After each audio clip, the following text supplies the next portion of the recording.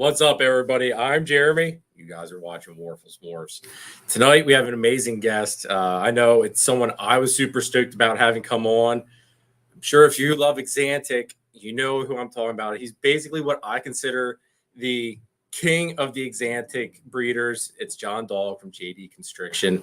So if you love TSK Axanthic, this is the guy you think of the second you hear Axanthic. So everybody, I want to thank you for tuning in. Let me look here in the comments. We've got John from Inquiline. Thanks for tuning in. We've got Rob. Thank you for tuning in. We've got Ken at Primal Scales. Thank you for tuning in. We've got 4S's, Pythons. Kevin, thank you for tuning in. Angie and Jeff, thank you for tuning in. Shout out to Angie. Wait, here. Shout out to Angie and Jeff for the shirt. Absolutely love it, guys. Got Creative Genetics. Mark from 403 Fauna. And we've got my buddy Phil from Finger Snakes. Thank you, everybody, for tuning in. Wait, and we got Jeremy and Holly. How did I miss you guys? Anyway, sorry.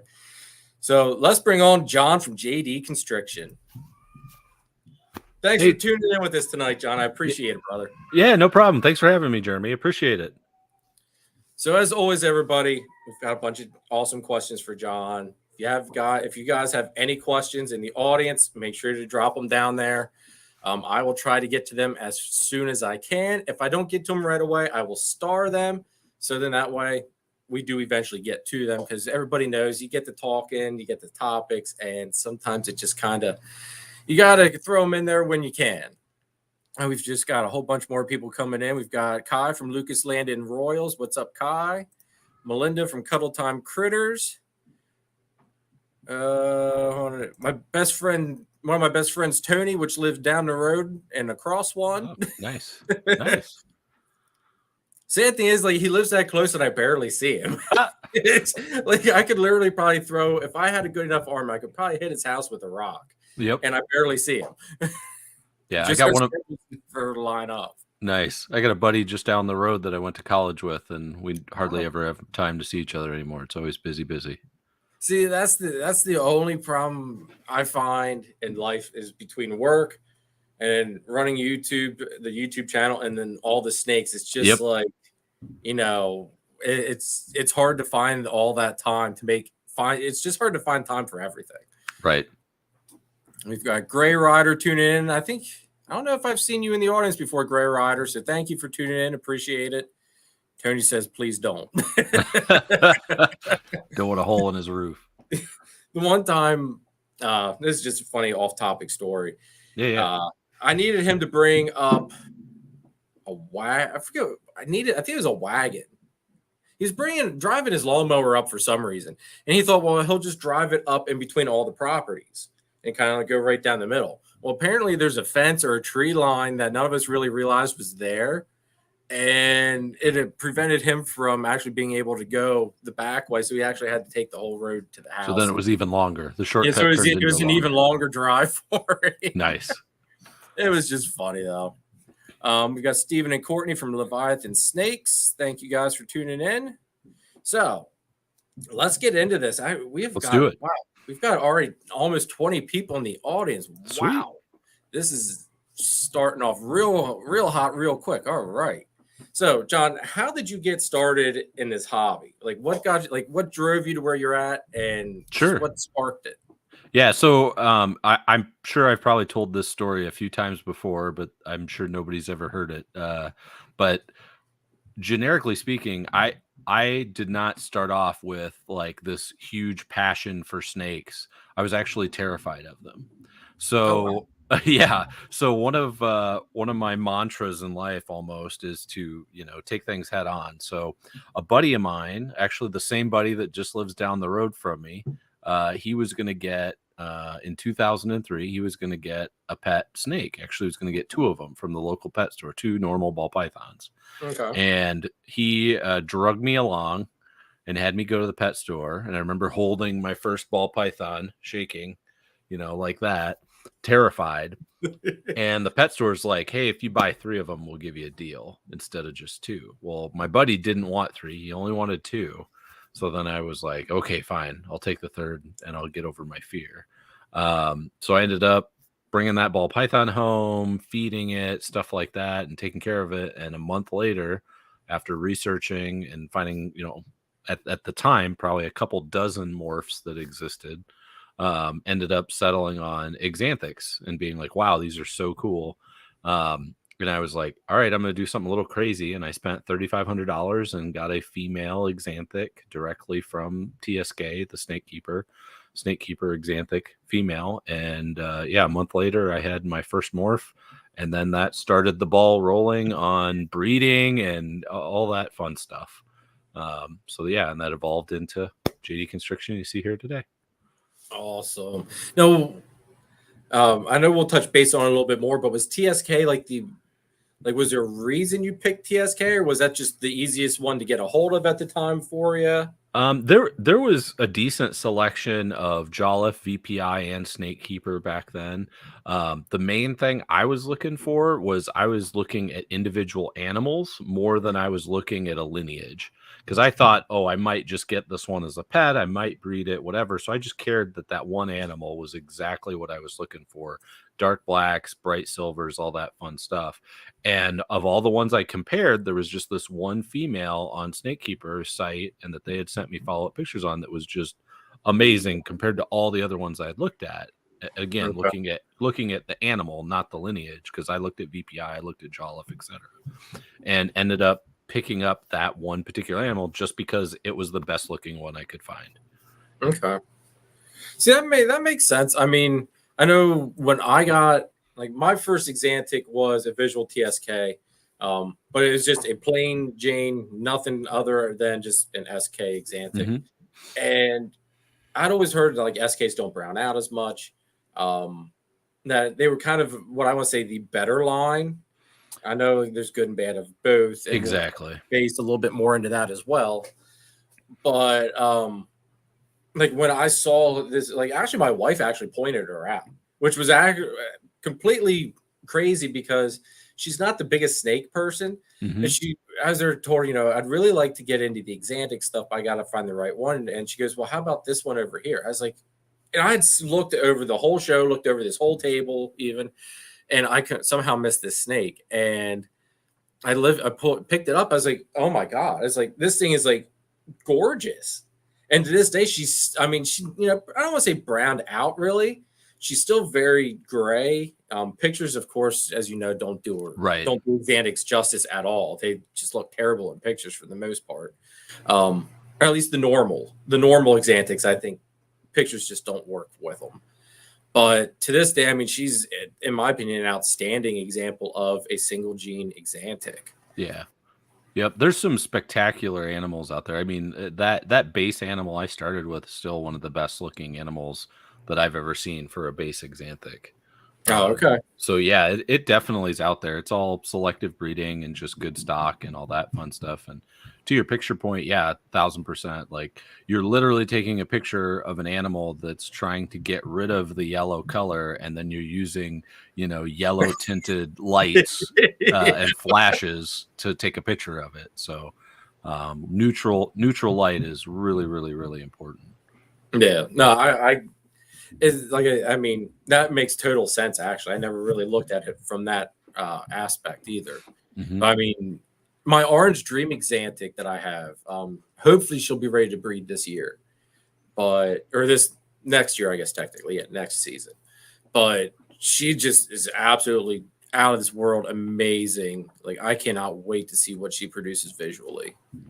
Yeah, OD with axanthic stuff is fantastic. I'm a huge fan. I say, my big plan is I want to make an Orange Dream Bumblebee axanthic, and then we're gonna throw Desert Ghost once we get the visual. We're gonna chase. I just want an all black and white snake, sure, as much as possible. And I'm kind of hoping maybe that's the way to go about getting it, but I guess we'll see. Very cool. Will's Helly Heat wants to know, if you were just starting out, what recessive would you pick today to jump into? If it wasn't axanthics, that's the tough one. I think just it's not fun to daydream about, but people do daydream about, okay, if I had to start completely over, what would I do? Right. And I would still jump back into axanthics if that was the case. If I had a clean slate tomorrow God forbid something happened, I would still jump back into Axanthics. Now, if it was something outside of that, I think it's an easy one, and that's clown. I'm a big clown fan. The industry's huge into clowns. There's a lot of cool combos out there with them. I like them personally. I like them more than pied. I think there's more versatility in what you can do with them. I think there's a lot of other high-end recessives that are great market animals right now. Desert Ghost, just to name, one that everybody's looking to add Desert Ghost females to their collection nowadays. So, but yeah, I think for me, it'd probably be clown. I think that's what I would do. Okay, so that's a solid answer. I'd love to see what the monsoon Axanthic will look like. I think that's just going to be something just mind blowing. Yep. Yeah. Monsoon, clown, fire, Axanthic, I think is where I would head. Which is Iris Reptiles in I forget, he's overseas, but he produced a fire moray clown, and that inspired me for that as an Axanthic would be a pretty amazing animal. Oh, okay. I'll have to look that one up. Yeah, it's on his page. It's pretty sweet. All right, let's see. We got a couple more people that hopped in here. We've got Low Life Exotics hopped in. Thank you. We've got Will's Heli Heat, which obviously asked the question. Thanks, Will. We've got Drop Time, which I believe is Eric. What's up, Drop Time? They're actually going to be coming on the show here at some point. I forget the exact date. I do have it written down, though, but they'll be coming on the show here again. Nice. For the first time, anyway, put it that way. Yeah, Eric's a great guy. Yeah, okay, so you know who. All right, you know. Yep. Okay. Let's see here. Make sure I didn't miss any other questions. Just got back from a well-deserved day-long motorcycle ride. That's pretty cool, Low Life. John says he loves monsoon. Yeah, JKR just dropped that new video on that. I saw that one. Yep, me too. I think the monsoon, though, like I know he's saying that they're both compatible, the moray and the monsoon, but I thought that the example of the moray that he showed looked a little bit different. Like it didn't look.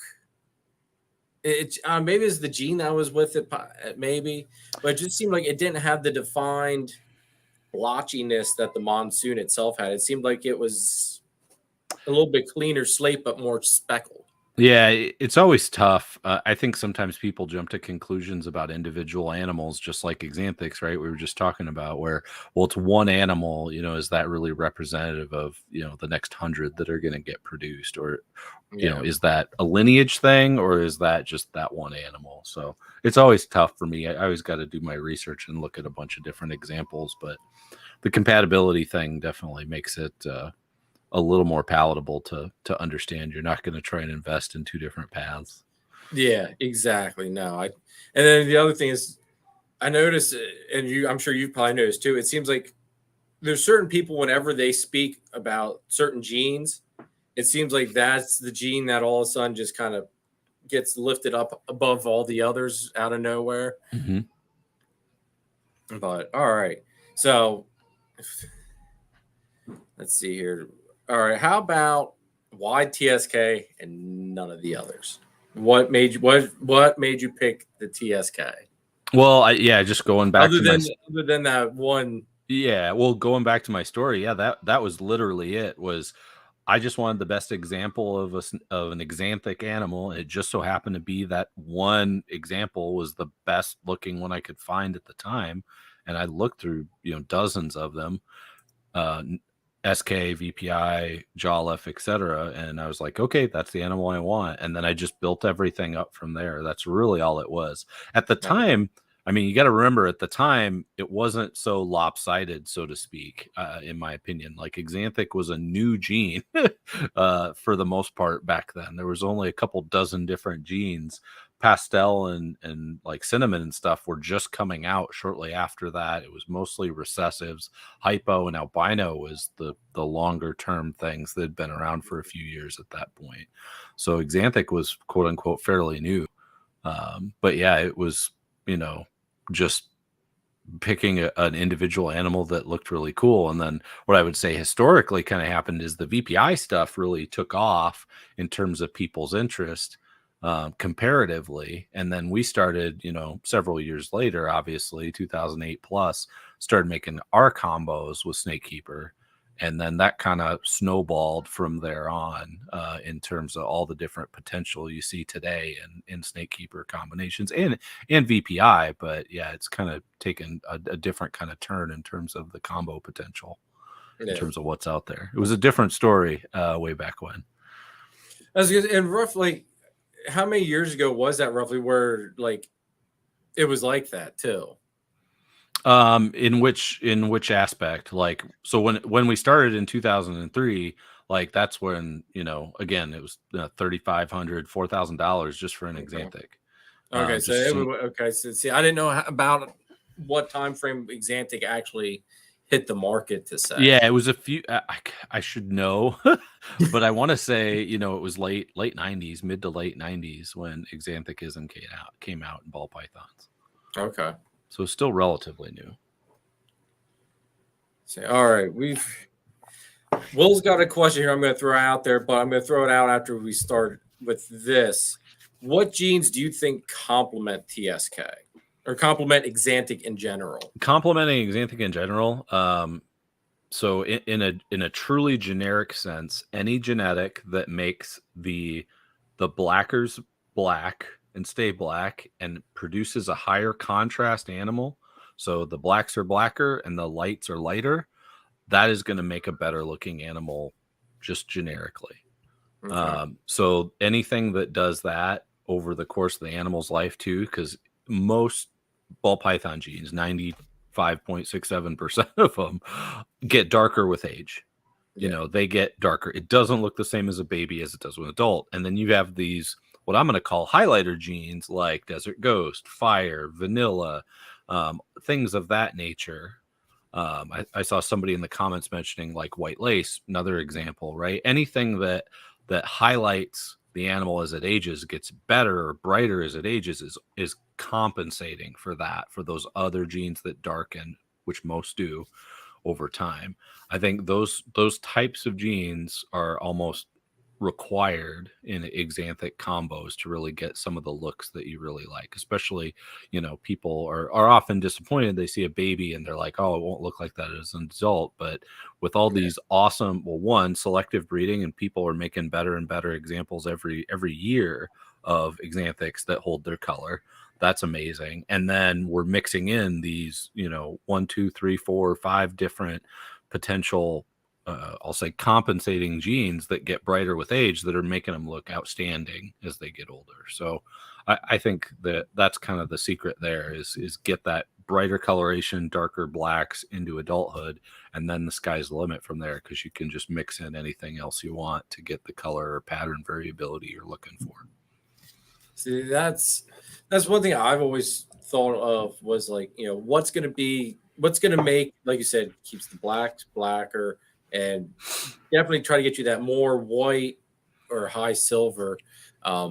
I know I had thought like Fire, Yellow Belly, I would think would probably be a good one. You had said like Orange Dream before. Mm-hmm. I know just from looking at mine, my single gene Orange Dream Axanthic girl is just mind blowing every time I see her. Will did ask about genes like Trojan, and there was the White Lace. Okay. Yep.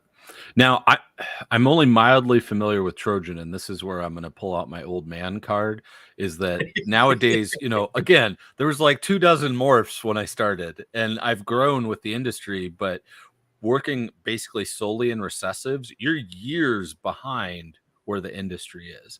Because, I'm getting excited about making, Enchi, clown Axanthic combos, and people are like, well, Enchi clowns are totally old. Well, yeah, but now try it with another recessive and recessive. Yeah. So it's really hard for me to keep up with the current gen morphs, but so I haven't followed Trojan a whole lot.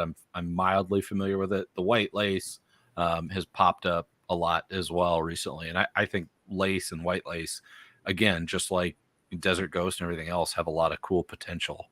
I was impressed when Justin did that video comparing like the white lace to Desert Ghost. Yep. I thought hands down, I was like, there's nothing that's going to beat Desert Ghost out. But when he showed that example of, an older animal side to side, I thought it's like, no, it's like, there's no way something like, I thought the white lace looked better than the Desert Ghost, in all honesty. Like, I was really surprised. Yeah, I think you're going to be, there's all that fine tuning you can do relative to some of those highlighter genes. So I think certain combos are going to be potentially be better in Desert Ghost, other combos better in White Lace, other combos yet better in Fire or some other combo, right? There's a lot of variability there, which is a good thing. It gives you options. And it definitely, the market can't get as saturated either. Right. It keeps it fresh. Yep. And to be fair, right, you have options at different price points, right? It's like, well, you take a look at a pastel Desert Ghost Axanthic, and that's an amazingly black and white animal that's thousands and thousands and thousands of dollars. But you can go get a Firefly Axanthic, which looks very similar for $1,000. So, which one really mates with your pocketbook better? And is it really worth it? So you gotta make those trades, but it's good to have those options. Yeah. I know Phil here says the Odium Axanthic. Phil's a friend of mine, and I didn't really understand what his hype was with Odium until I saw it in person. And I know a lot of people probably get tired of me saying it, that anytime I see a certain gene, my mind flips right to what is it going to look like in Axanthic? Because I'm partially colorblind, so I think I have no idea what you're talking about. I think the partial color blindness is why I love Axanthic and my love for Star Wars as well. I think it has something to do with it too. But when I saw the Odium, it's like, what? It's like that would probably be a really unique looking example of an Axanthic, because are you familiar with Odium at all? No, I'm literally just Googling it. I've heard the name, but like I said, Odium, so many genes. Odium basically, how do I want it? It gives like the animal a line, like a perfect mid body line, basically goes down the whole animal, where it's like two different type, like the bottom half is brighter, and then like there's just like a solid line basically of two different colors.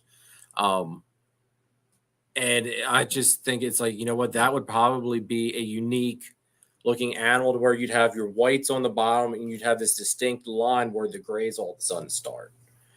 So it really got my wheels turning on that one. Yeah, that's an interesting one. Yeah, I'm looking at stuff on Morph Market now, and I see exactly what you're saying in the animals. Yeah, and see stuff like that, like I think Calico goes with that, and I think maybe Yellow Belly and other things that are causing flaming like that. Lace, white lace, like any type of belly pattern thing that goes with that as well could be super duper cool. Angie and Jeff want to know if the Stormtrooper's breeding for you. Yeah, she is. I've been pairing her this season. Everybody thinks that we're just sitting on piles and piles of Stormtrooper eggs and babies and stuff like that. That's nowhere near true.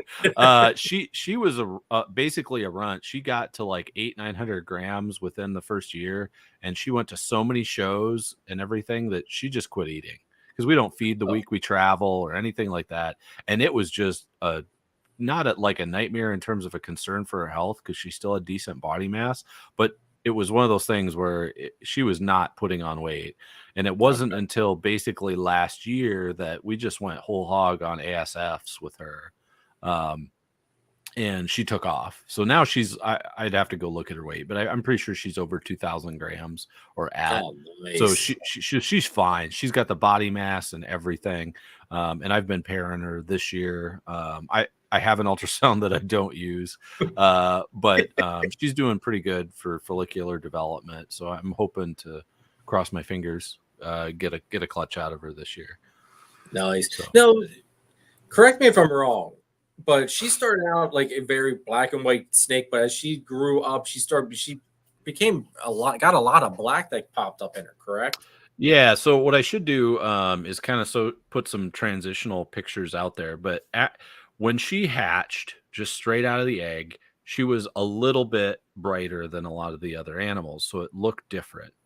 And then after she went through a shed, like it was almost like the color came with in the shed, in that she got brighter yet. And within about 2 sheds, she was like bright white and black.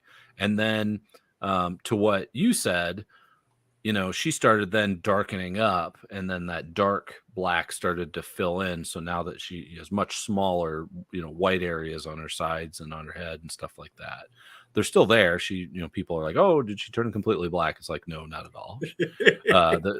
There's fairly recent pictures of her every season. And yeah, she's still got really cool white sides. They're just not as pronounced as they were when she was basically a very natural ball python pattern, just black and white.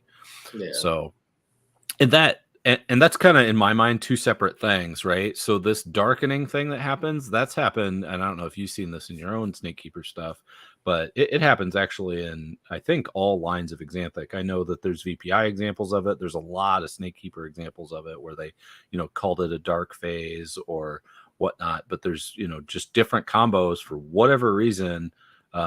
End up getting super duper dark as they age, and it's very cool. It's very unique. I've got a firefly axanthic that doesn't look really like a firefly axanthic anymore, and it's all this dark black on it and white speckles and gray speckles. It's pretty cool compared to ones that are like more black and white. So there's a lot of variability then in axanthics in that regard. Now, the predictability of that darkening, nobody's figured that out to my knowledge. Okay. It's just something that sometimes happens. But yeah.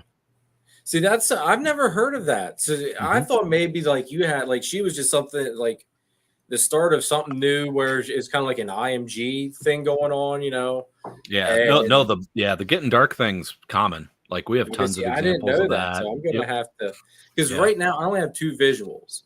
I have 2 double hets that I produced last season. I've grown up. One's it's a spider double het. The other one's a pastel double het, and they're both females. And I kept one of the brothers from that clutch, which is a bumblebee double het. Mm-hmm. So at some point he'll be going to the pastel. I kept the spider. I'm toying around with where I'm going to go with her, but I was kind of basically thinking that whatever goes to her is going to be coming from you. I can help with that. I'm pretty sure I know a guy. Yeah, I've been kind of just sitting around, like lying and waiting just till she's getting a little bit closer, and I've got a little bit more money built up in the fund, and figured I'll hit you up and buy a heck of a banger male to throw to her. That would be awesome. Yeah, hopefully we can get something for you. Oh, I hope so. Because like I said, anytime I think of axanthic stuff, you're the guy I think of first. So before we get into any more of this episode, wanted to say a couple things. One, if no one's following John on any of his social media platforms, the links are all in the description. Make sure you check him out. Give him a sub to his YouTube channel. Follow him on his Instagram, all that good stuff. If you're new to the channel and you're not subbed to me, hit that sub button for me. Hit that like button, because like as Gershon from GP Snakes always says, YouTube likes that you hit that like button, and I like that you hit it and that YouTube likes it. He says it a lot smoother. I don't know how he flows through it so quick. Anyway, but I do want to give a thanks to the sponsor of this episode. And this episode is sponsored by GP Snakes. Gershon is an amazing person that cares deeply about the community and hobby. He's a ball python breeder focused on the albino clown project, and as he always says, anti-everything, which I have to totally agree. He also runs a YouTube channel where he uploads videos on a regular basis. One of the series he runs on that is called Next Up, where he brings new breeders that just starting their journey in YouTube, brings them on and helps them get some traction, introduces them to his subscribers, and hopefully his subscribers find the new people interesting and sub to them as well. It basically helps the new people get some traction in the YouTube algorithm and helps ease that grind in the beginning. He also runs an amazing live stream called Under 1,000 Pod, where he gets different breeders in the hobby, brings them on. They talk about what they work with, how they started their journey, and where they're going in the hobby and or industry. It's a really awesome podcast. I highly recommend you tune in and watch it. Make sure to check out Gershon's social media. All of his links are in the description down below. He's producing amazing snakes and setting an amazing example for all of us in the industry and hobby. I can't say enough good things about Gershon. He's an awesome dude, and I consider him a very good friend. Thank you, Gershon, for sponsoring this episode. Thank you, Gershon, again. And like I said, links for Gershon and GP Snakes is all in the description down below. Excuse me. And before we get into any more good conversations and topics, let's do my picks of the week. Let's do it. So let me figure out my first pick here. All right, here we go. This is my first pick of the week, and I'm going to have to full screen this so I can even read it. But this is from Fireballs UK, and it is I can't even talk or read. It's a banana blade clown. And the oranges, the yellows, I think that's like a pinky lavender color. There again, I'm partially colorblind, everybody. But that thing, whatever colors I'm seeing jumped out at me. It's an amazing, awesome looking ball python, I think. So that was my first pick. Now, I got 4 this week. It was hard to narrow everything down. So I just said the hell with it and went with getting a couple different picks. So here is pick number 2. And this is a super pastel pinstripe freeway. And I love freeway combos. And just adding that super pastel and that pinstripe to it, that's a sharp looking animal, everybody. That's a sharp looking ball python. And that's from Double O Reptiles. Super, super nice snake. Yeah, very cool stripe going down the back of it. That's awesome. Yeah. And there again, I thought, I was like, if you put axanthic to that, that'll like basically, the yellows will get out of there. Right. Yeah. Like black lines, and you'll get some grays there on the sides. And I just kind of thought, So super, super nice animal there. Let's see here. Now this one, my mind definitely went with where's it going to be at if it was axanthic. And this is an acid fire pastel orange dream yellow belly from J Royals Reptiles. That's a mouthful. I think that would be phenomenal. Acid, I think, has a lot of potential, especially in the axanthic stuff, with how it makes that pattern really super crazy. I don't know, John, if you've seen.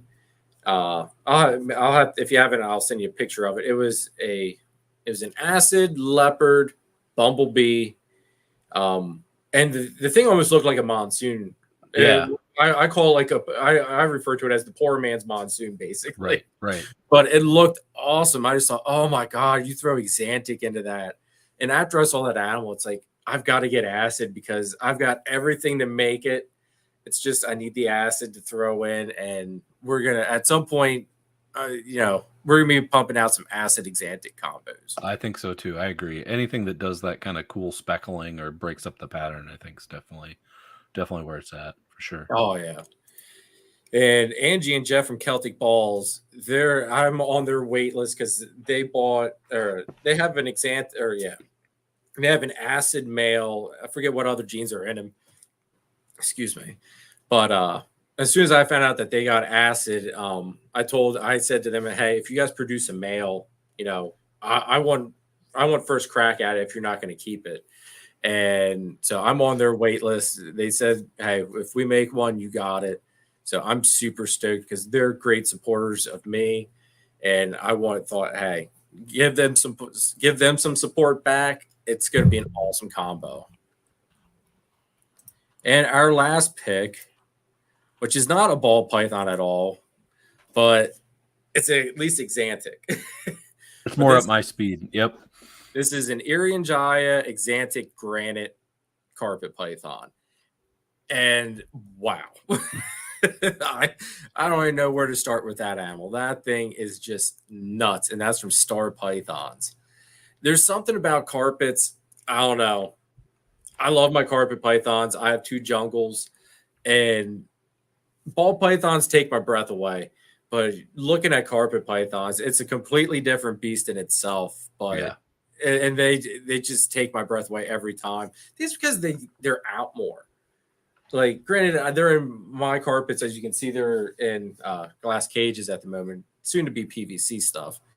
But they're out more. You get to see them a little bit more, so they take your breath away in that aspect. But it's just the speckling and I don't know the patterns and but when I saw that, it's like, you know what? That's one of the picks of the week there for that one. Yep, I dig it for sure. Angie and Jeff said it was that acid they got was pastel acid blitz yellow belly granite. So it was a powerhouse male that they got. Wow, nice. And all I want is just like a pastel acid. I don't need anything fancy. I'll take a single gene acid. I don't need something fancy. Will says paint TSK. See, I'm not. I know there's been a lot more talk about paint, but I'm not super familiar with paint at all. Yeah, Justin actually just did. Well, not just. I mean, he has videos of paint clown combos that look pretty amazing as well. Yeah. The paint's been around for a while. A lot of it mixed with yellow belly too, if I remember right. Not genetically, it's not allelic, but a lot of combos. A lot of combos. Yeah, just to get that really, really aberrant side pattern. And Rob here says Axanthic jungle carpets made by Wolf's Morrison. There you go. See, Rob, that's already in the start, but it's not going to actually be true Axanthic. There's like another, I don't want to say, because carpets are more like locale species, where different locales are different lengths, sizes, colors, patterns, and all that stuff. But it's still a jungle carpet, but it's called a gelatin jungle carpet python. And basically, it is an Axanthic, but it's not but for that, it's not recessive. It's just how that locale of jungle is, where it's a more black, white, and gray. So I'm already I've had Riley's reptiles on here a couple weeks ago, and we had talked about it. And he told me, he goes, "Oh yeah, dude." He goes, "You can get a pair of those for like $1,200-$1,300." It's like, once we get the snake room expanded here, I know what I'm doing. Yeah, there you go. So not true Axanthics, but it's in the works, Rob. It's in the works. All right, let me remove some of these things here so that way I have you up closer on the screen here for me. All right, there we go. All right, now we went over what genes complement Axanthic. What genes do you suggest, John, to stay away from with Axanthic? Because there's one I do have a question for you on. I know what Mark from 403 Fauna has one, and I think at least I'm pretty sure Mark has one, but it's a banana VPI Axanthic. But banana Axanthic in general, I've seen examples of it, and I just don't. I don't know. I don't see. Maybe my eyes aren't picking it up. Yeah, I've made Coral Glow banana Axanthics, and I thought they were neat. The neat part about it is it's kind of like two different colors of gray, right? So it's more whitish and then darkish, gray in some areas. There's no blacks that come through. So that's kind of interesting. I would tell you that I had considered like, hey, if you really focused on like super black pastel or a super cinnamon type combo with Coral Glow banana with Axanthic, would it end up being kind of more of a purple snake, or like a dark gray, maybe get some of that purple back in there. I don't know. I think that could be super interesting. So I've dabbled in that, but I just saw it as very focused. There wasn't as much variability to it because it was just basically two colors, light gray and dark gray. See, that's like my eye, like this is people are probably going to think I'm really stupid, and that's okay, everybody.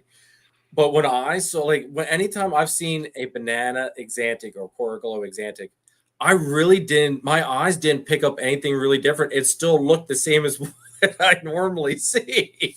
That's why I brought it up. So, Mark, that's going to be tough. For bringing you out into the light here on it. But it's just like, I really like, that was one comment. It's like, I just don't see why you would do that. Because I know what, Axanthic does with the yellows and stuff, but it's like, my eyes are still seeing that yellow.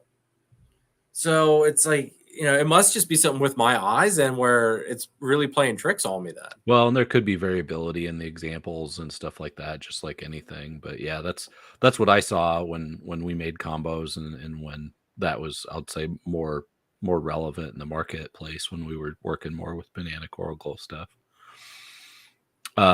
But as far as like genes to avoid, like I dabbled in cinnamon combos with axanthic before, and the reality is like they get really kind of hard to tell. Like anything with browns, when you're already trying to fight that color scheme out, like the black's fantastic, but browns, like if you're losing brown, losing black, and it's a low black combo, I think that's bad.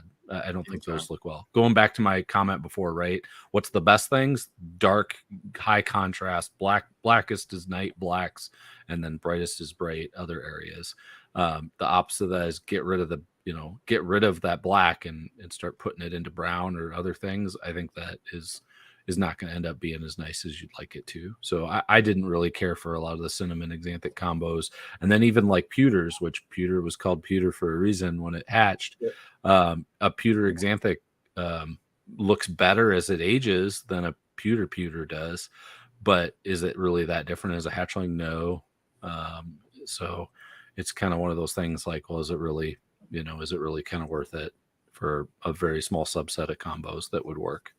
See, that's kind of like that. Like I have a leopard pewter female that's breeding, and I got a clutch from her last season that all the babies are het DG. And that was one thing I thought, because the pewters are so like gray as it is, what would that do with axanthic into it? So now with you saying that, it's like, okay, well, maybe it's not as much of a difference or hype as what I thought it would maybe be then.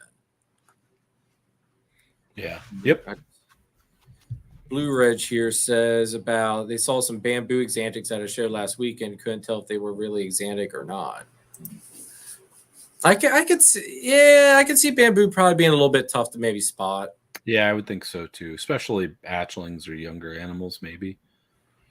And I would tell you, I think people that don't do a lot of axanthic pairings very easily get confused when they see babies in the egg or whatnot. Because I've had people been like, "Hey, this one is this axanthic," and send me a picture, and I'll be like, "Well, it's got a bunch of yellow in it." No, that's some sort of combo. And they're like, "Well, they can have yellow in them," and I'm like, "Yes, that's true, but the best they're gonna look in the egg, they aren't gonna have any yellow. Like any axanthic combo is not going to have an ounce of yellow in the egg, or even shortly after hatching, right?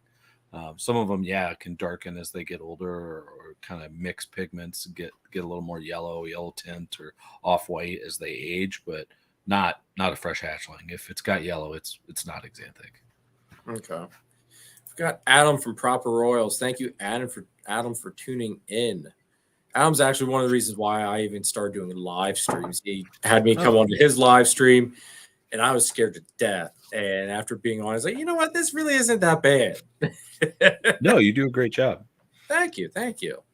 And it also helps that I always have something to help take the edge off of me. There you go. Yep. Cheers. Yeah. See ya. Yeah. We've Great got minds. Kike from Bosa, which is Bosa Balls. Thank you for tuning in, Kike. Just curious, all right, Low Life wants to know, what does the Stormtrooper look like now? Yeah, we kind of talked about that a little earlier. Just go back through my, Instagram or Facebook, like whatever the most recent picture of. There's something up every year I post.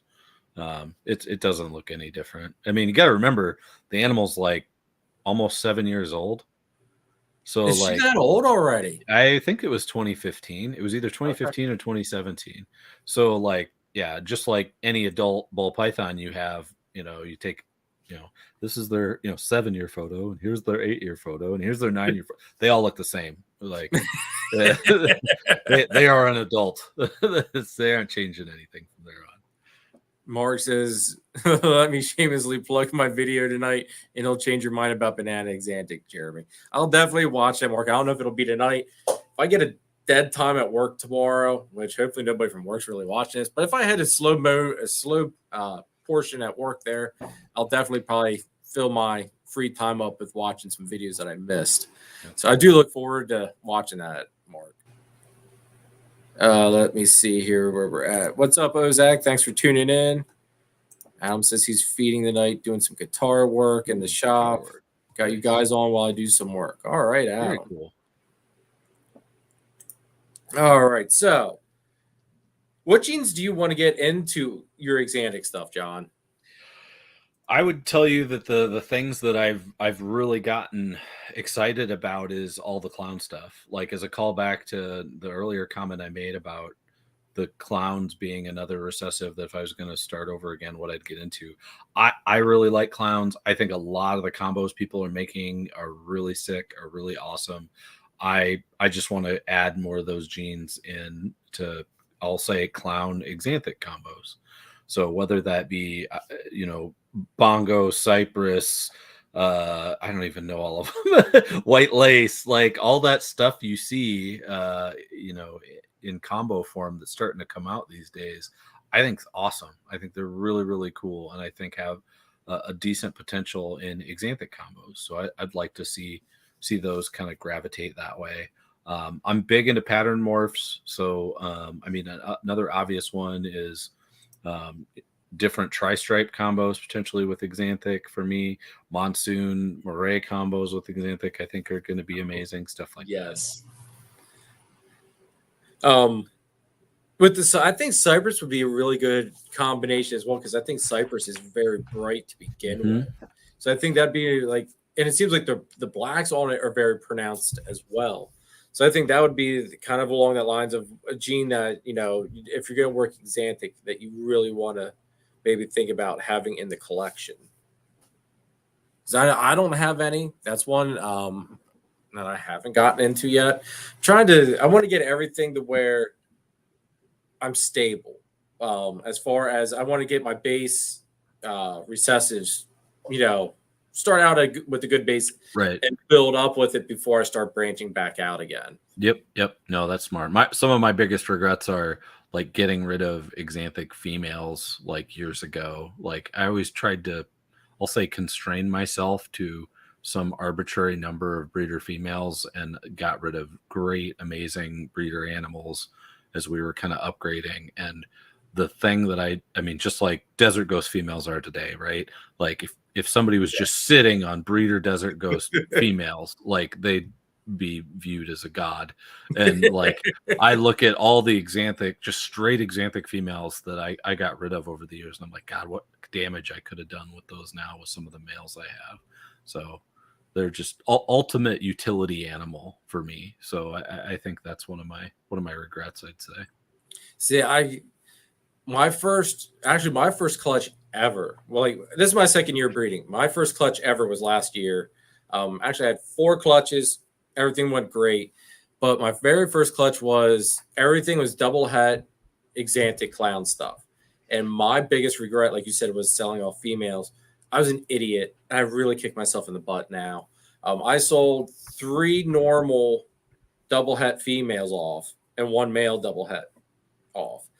And I'm sitting here now, like, looking at my rack every day. It's like, you idiot. You never should have gotten rid of, like, okay, 1 or 2 of them. Yeah. Okay. That's fine.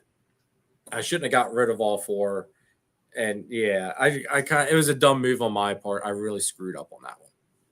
Lesson learned, though. Yeah. I've always been super patient about sales. So especially females, just recognizing, hey, if this female doesn't sell, it's not the end of the world. Because if I just, if it doesn't sell for 2 years and it's 1,000 or 1,500 grams, it's like, wow, I could do a lot with this female rather than sell it right now, and be way better off with a clutch of eggs than the few $100s you're going to get selling it. Kelsey here wants to know what your thoughts are on the laws that are trying to be passed here. Yeah, so that's a really tough one. I would tell you that I'm not doing anything differently in terms of how I manage my business, how I manage sales, how I manage purchases and things like that. I'm still treating it like every day is the same. That being said, it's as good a time now as ever to be actively involved in contacting your state representatives and trying to ensure that your rights are protected to have the animals that you want to have and to keep the hobby going. I would tell you, and this is maybe more pessimistic view of it, but as a new breeder getting into the hobby and looking at the laws being passed, the reality is, as a new breeder, you're already looking at a ton of different challenges, and that would just be another one. So my opinion would be like there's going to be tons of other reasons why new breeders fail, and those are extremely tough challenges to get over.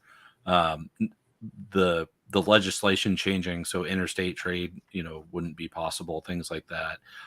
That extreme, which I'm an optimist, I don't think that it'll come to that, but I'm an optimist. I think that would affect drastically the economy and the trade outside of just our selfish little selves, our little businesses.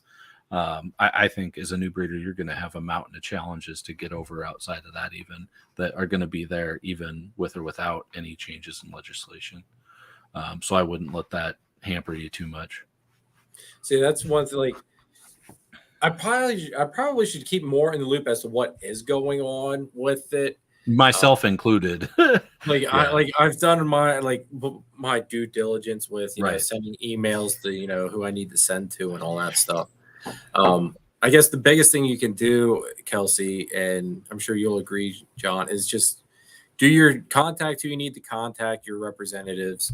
Support USARK. If you're not a member of USARK, definitely go join USARK. It's not that much. I mean, even if you can't do an actual membership, if you donate a couple bucks, it helps out. Every little bit helps.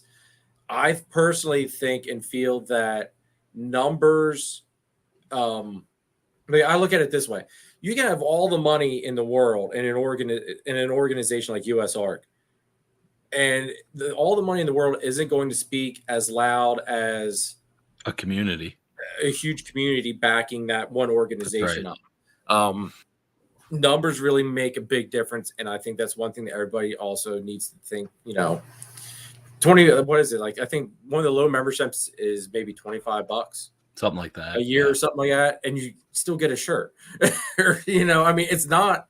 If 25, maybe 40, I can't remember what my bronze membership was, but it's one of those deals where, I did that, contacted everybody I needed to contact.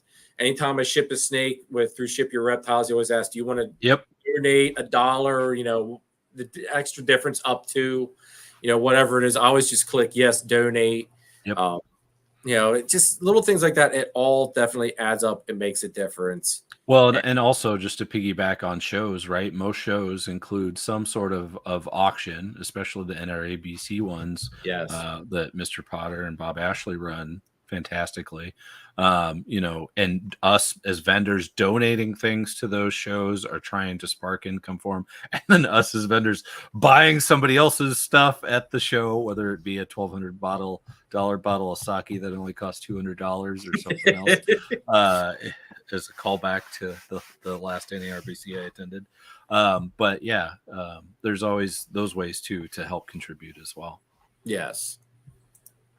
Creative here says he's subbed to over 250 channels. Overall messages has been supported by Support USARK, and they believe ball pythons would be added to the whitelist if it happens.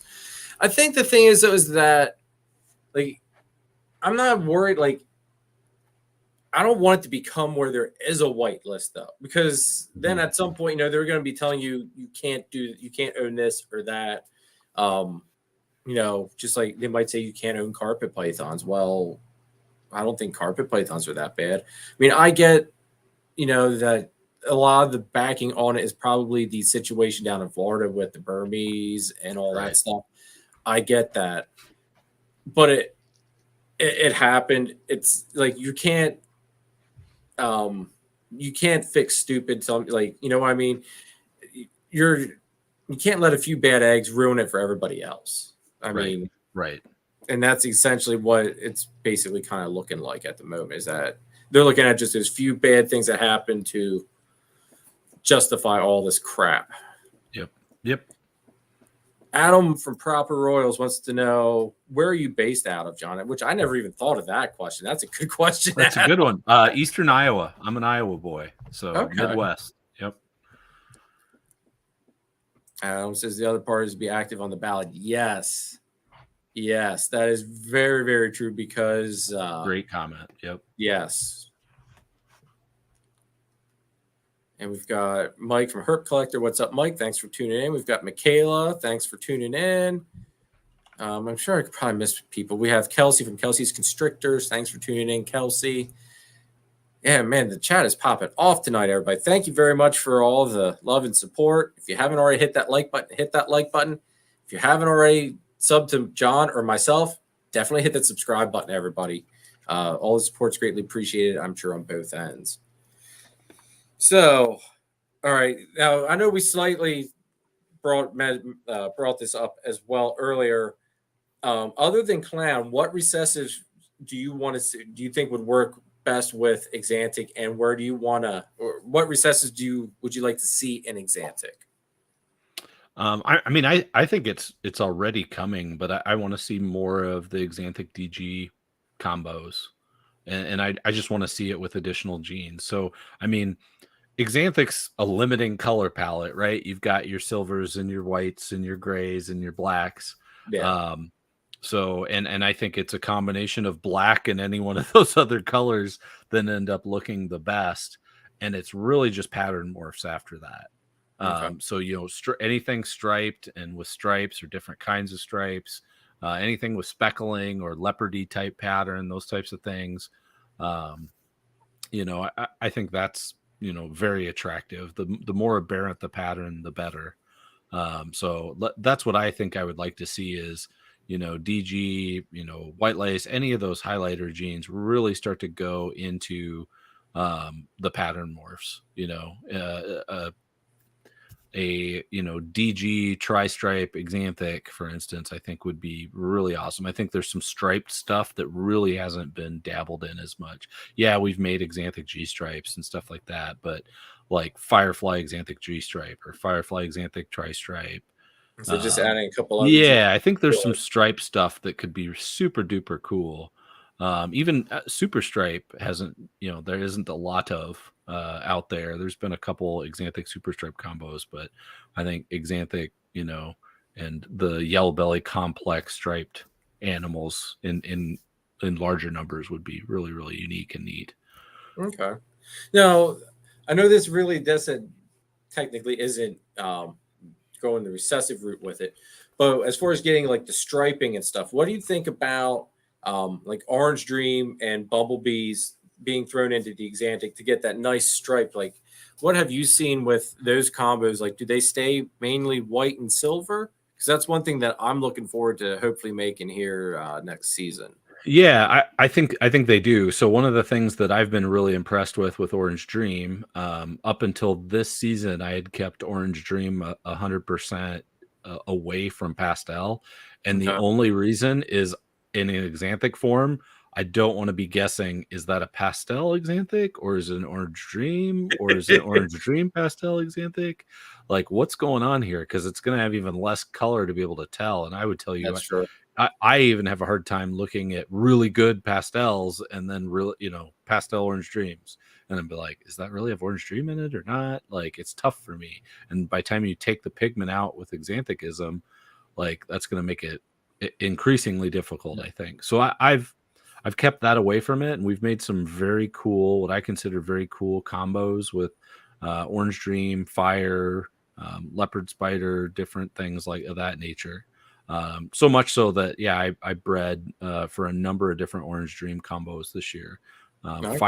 Fire Orange Dream males breeding a few things. An Orange Dream Leopard male is breeding a few, both Axanthic, visual Axanthics, breeding a few things, that type of stuff. I think Orange Dream's very, very, very complementary to Axanthic. Yeah, I'm glad to hear you say throw leopard in there too, because I love leopard. So eventually that's another thing that's going to get worked into my stuff. So hearing you, throwing out leopard in there is like, okay, all right, I'm going the right direction with where I'm thinking. Yeah, I think it was the year before last. Yeah, I think it's 20 animals, but yeah, it's on Instagram or my Clutch albums, but you should check out the Fire Leopard Axanthic we made, and Fire Orange Dream Axanthic, and then Fire Orange Dream Leopard Spider Axanthic we made. It's pretty amazing. I'm sure I probably went through and liked it, but I'll definitely have to go back there and check it out again. That might add to your excitement about Orange Dream. Oh, I have no doubt it will. Let's see here. 4S wants to know, would either of you work with other Exantics such as MJ? I mean, I wouldn't be opposed to it if I had to start over, maybe, but I- it's really, people have asked me before, hey, do you have any VPI or whatever? Because you're the Xanthic guy. It's like, well, no, I only have Snakekeeper.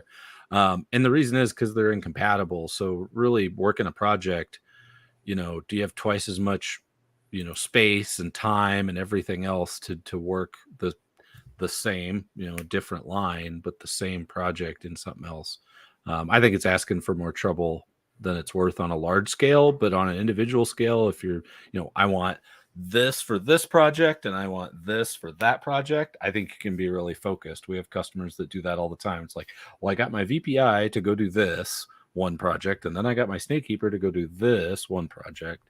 I think you can do that, but on a large scale like we have, it'd just be like starting over, I think, at this point for us. So I'm not Plus, I would think I think that would also be kind of confusing as well. Like, yeah. If like just you goofed one day, you were having a bad day, weren't really Right. thinking, and you're like, wait a minute, what is this one? Right. So I mean, I like TSK. It's what speaks to me. And as you said, I mean, they basically all do the same thing. They're good and bad of both. Yeah, I guess if you want an actual technical lightning pod, I guess you have to have MJ. Right. But I don't know. I think a TSK lightning pod's going to look the same basically as an MJ lightning pod, in my opinion. Yeah, there's good and bad examples of all of them. Yep, for sure. Let's see here. I thought there was Pine Joy says leopard is becoming one of his favorite genes. What's up, Sean? Thanks for tuning in as well. Have you heard of anyone mixing the different lines to produce a visual? None of the lines that I'm aware of are compatible. Right. And I assume what they're saying is to breed double het to double het and try and make the double visual. Which we crossbred to further prove, because there wasn't a lot of proof out there that things weren't compatible. So like Jeff Nemus and the Gateway City Reptiles line Xanthic he had, and we had Joliffe at one time, and we had VPI, and we were crossbreeding things just to try and figure out it was anything compatible, and it was not through our pairings.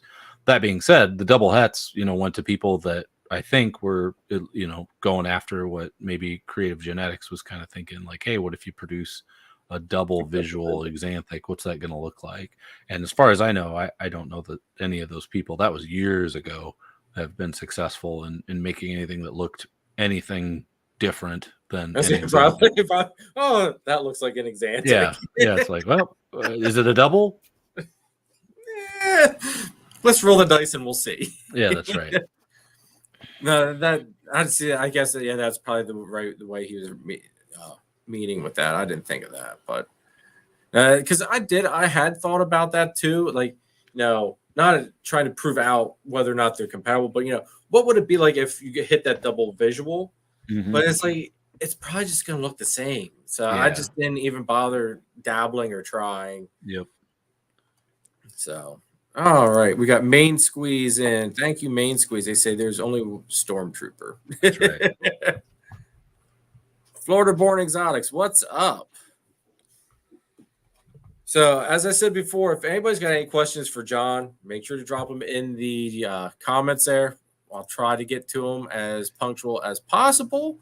And yeah, let's see. Really enjoy the leopard firefly Xanthic we got from you, John. Can't wait to start plugging him into some girls this coming year. Sweet. Thank you, man. Appreciate you. Appreciate the shirt. I love their logo. Yeah, me too. The logo is just awesome. Yeah, the first one was too cool, so I gave it to my brother's also a big outdoorsman, like Eric is. So I gave the first one to him, gave it away. In fact, I might have somebody else that's wanting another one of his shirts that's a big outdoorsman. I'm like, they're like, oh, that's a really cool logo. It really is. Like, I saw them. I actually met them at Gettysburg Reptile Expo, and I saw Billy gave them a shout out one episode on his show, and when I saw them at the Reptile Expo, I was like, oh my god, it's like I love their logo from that. And so I snagged a couple stickers, talked to them for a little bit. And then I guess a couple weeks later, I hit him up about, hey, you guys want to come on sometime? And he said, yeah, we'll come on. So that is coming. They'll be on. Let me see here. I got my list here. That's not the right list. That's not the right list either. Here we go. Somewhere there's a list. Yeah, somewhere. They're actually coming up here on June 12th. So not too far off. So they are coming up very, very soon. I gotta find where I was at. There we go. Anyway, so make sure I didn't miss anything. All right, we're good.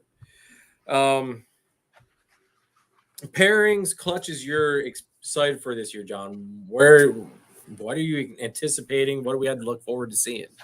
What gets really embarrassing is unless I'm actually like in the room looking at everything, I forget. Because and some of it is like I will tell you, I mean, I inherently have a little bit of a breeding strategy, and it isn't always like, hey, can I go make this world's first? Some of it's trying to just make quantity of the things that were really successful in selling and that we have a lot of demand for. So I would tell you, yeah, so there's a balancing act, right? Like we as an example, like we've bred for axanthic clown combos the past couple of years. Well, this year we're strictly, like, not strictly, but in large part using some of our double hets to just make axanthic clowns. Okay. And that's because I think the market's in a really good place for people wanting to get into those and start building the collection. There's enough of them out there that the market pricing is more competitive and more palatable for more people. That type of stuff. Just an example. Firefly axanthics are like our bread and butter. If we made 100 Firefly axanthics, we would sell all 100. I know the examples that I've seen on your Instagram and stuff. Whew. Thank you. They are top notch, brother. Top notch. That's 10 years of selective breeding, hard at work. We're thrilled with how some of that stuff turns out. Even pastel axanthics the past couple of years.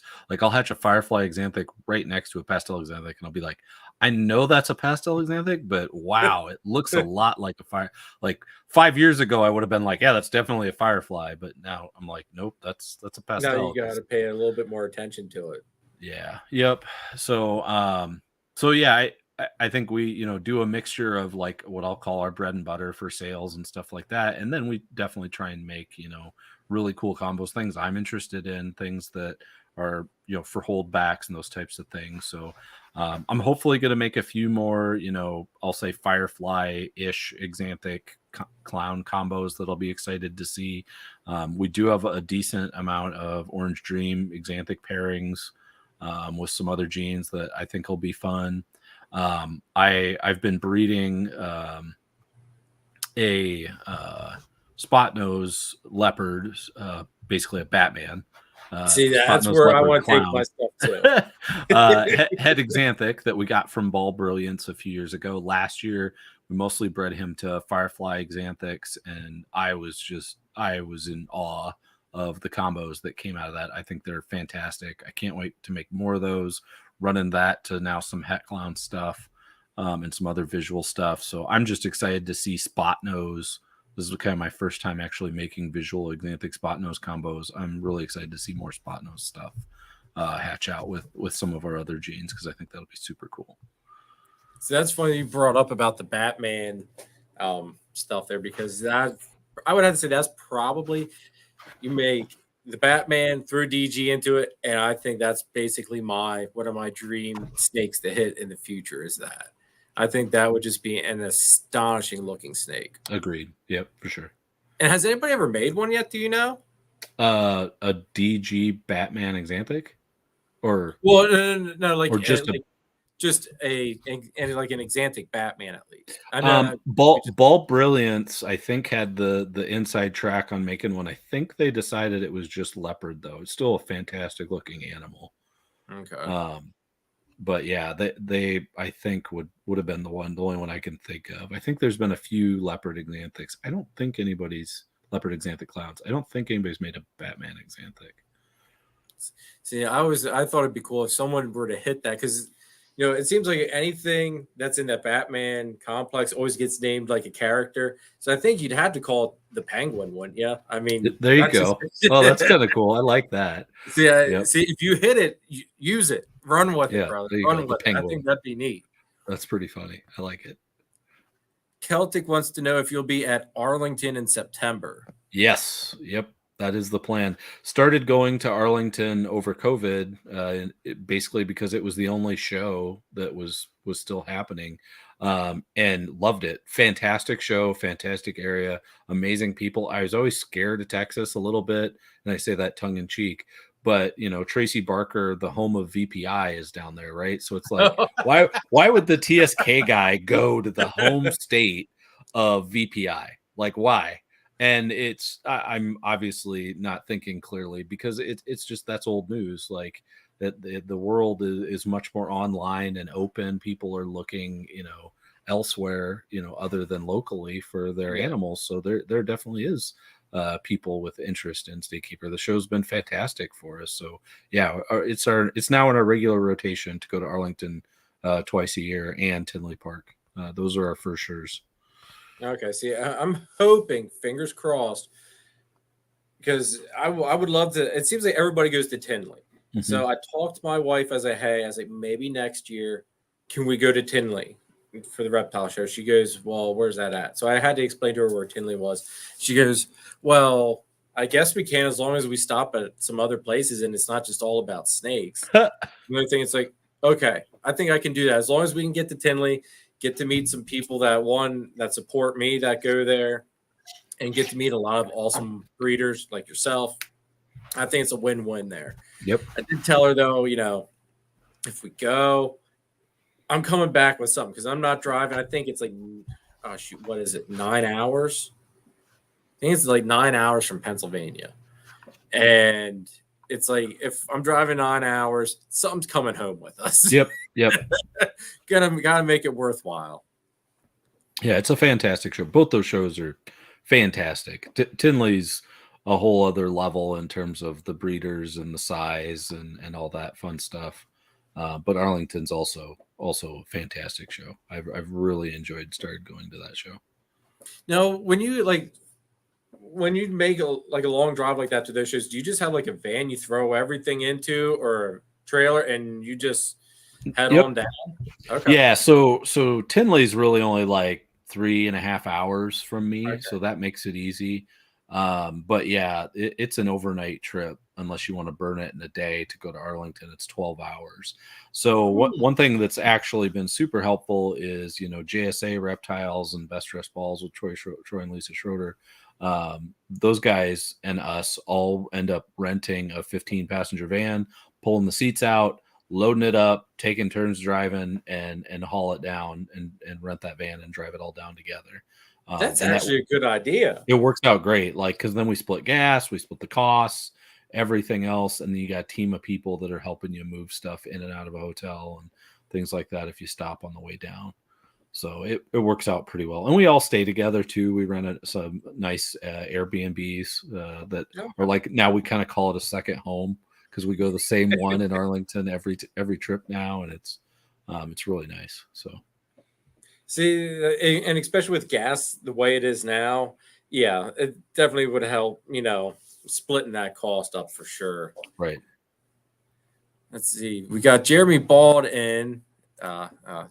What's up, Jeremy? Thanks for tuning in. I actually just picked up his from his Partho clutch that he had, but it was a super Enchi. And this thing looks fantastic. And she actually ate for me. She came in Wednesday. I fed Friday night. She ate no problem. I was like, awesome. This is like just high hopes on this snake. And there again, I see how she is like, okay, we're going to be throwing some, axanthic into the mix because it almost looks like there's something else going on with her. I don't know if it's something because of her being a Partho.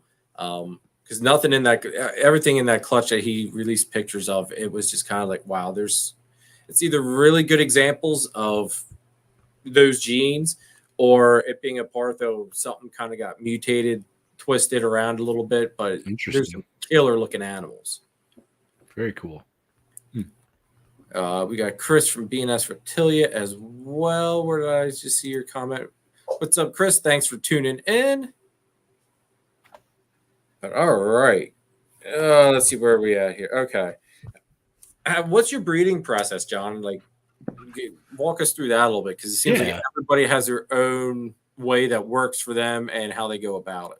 Yeah, sure. And like I would say, like anybody, mine's evolved over the years. I mean, that's kind of what ends up happening is you research all these recipes for success or hear what other people are doing, and you find your own way. And sometimes that aligns with other people, sometimes it doesn't, that type of stuff. I basically try and start pairings as soon as I can get enough time to get everything mapped out, planned out, and earmarked, which I used to try and hit October with the shows and everything else. That never happens anymore. I consider myself ahead of schedule if I'm starting my season in November. Oh, okay. Wow. Yeah, if I'm pairing starting in November, I'm doing good. Usually I'm pairing in December for sure. Okay. So what I've kind of found is a lot of times the females, once they get on a cycle, as long as you're somewhat consistent, they're going to go the same time of year every year. They might vary by a couple of weeks. Now, if they take a year off and then you might not pair them for a while the following year, and you kind of get them off kilter on when they're being paired and when their follicles start growing, yeah, they can swing a few months, but back-to-back years, stuff like that, excuse me, they aren't going to change a whole lot. Okay. But yeah, that's when we start our pairings. Generically, I rotate the males through, I'll say the weekends, feed during the middle of the week, and then the weekends rotate the males through. Really only trying to get one lock, I want to say per month, but that's a little more lax. That's probably at most. I'll get a lock between a male and a female once a month. And I'm big on writing the month that they laid last on the card. So I have the different months that they all lay. So I kind of know, like, in the beginning, I can kind of space them out a little bit more, maybe, a pairing every 2 months. But as it starts to get a little bit closer to when they normally would ovulate or have some serious follicular development, I'll start rotating that male and consistently getting a lock a month in that kind of 3-month window, I'll say, where typically they have the follicles grow a lot on that female. For newer girls, virgin girls, it's a lot more complicated because you're trying to figure them out a little bit. And again, I did say I have an ultrasound. I went through and used it religiously for a couple of years, and then basically went, this isn't really telling me this isn't really telling me anything I didn't know already. It helps with the girls you don't know what's going on, but that's really only an issue if you're stretching a male. Like if you're stretching a male across multiple females and they're multiple virgin females, ultrasound's a super useful tool. But 20 years of breeding snakes, and you're repeat females and not stretching males, it doesn't really help you much, in my opinion. Because you've got enough time to use that male over the course of a year, and especially knowing kind of where those females lay.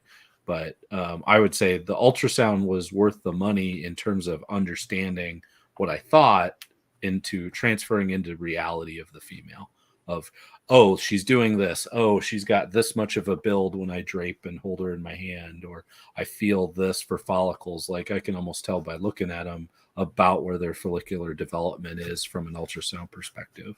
And it's just repetition, seeing that over and over again, and then matching it up with the ultrasound in the beginning. You kind of be like, I see what's going on here. Yeah. No, I know it's with you when you had said about the reabsorb thing. That was my killer for this year. My big clutch that I was most anticipating was I threw my DG in with my axanthic girl. So I was going for that double head DG axanthic, and she built up to a certain point and reabsorbed. Mm-hmm. So it's just like, oh my goodness. It's like, why?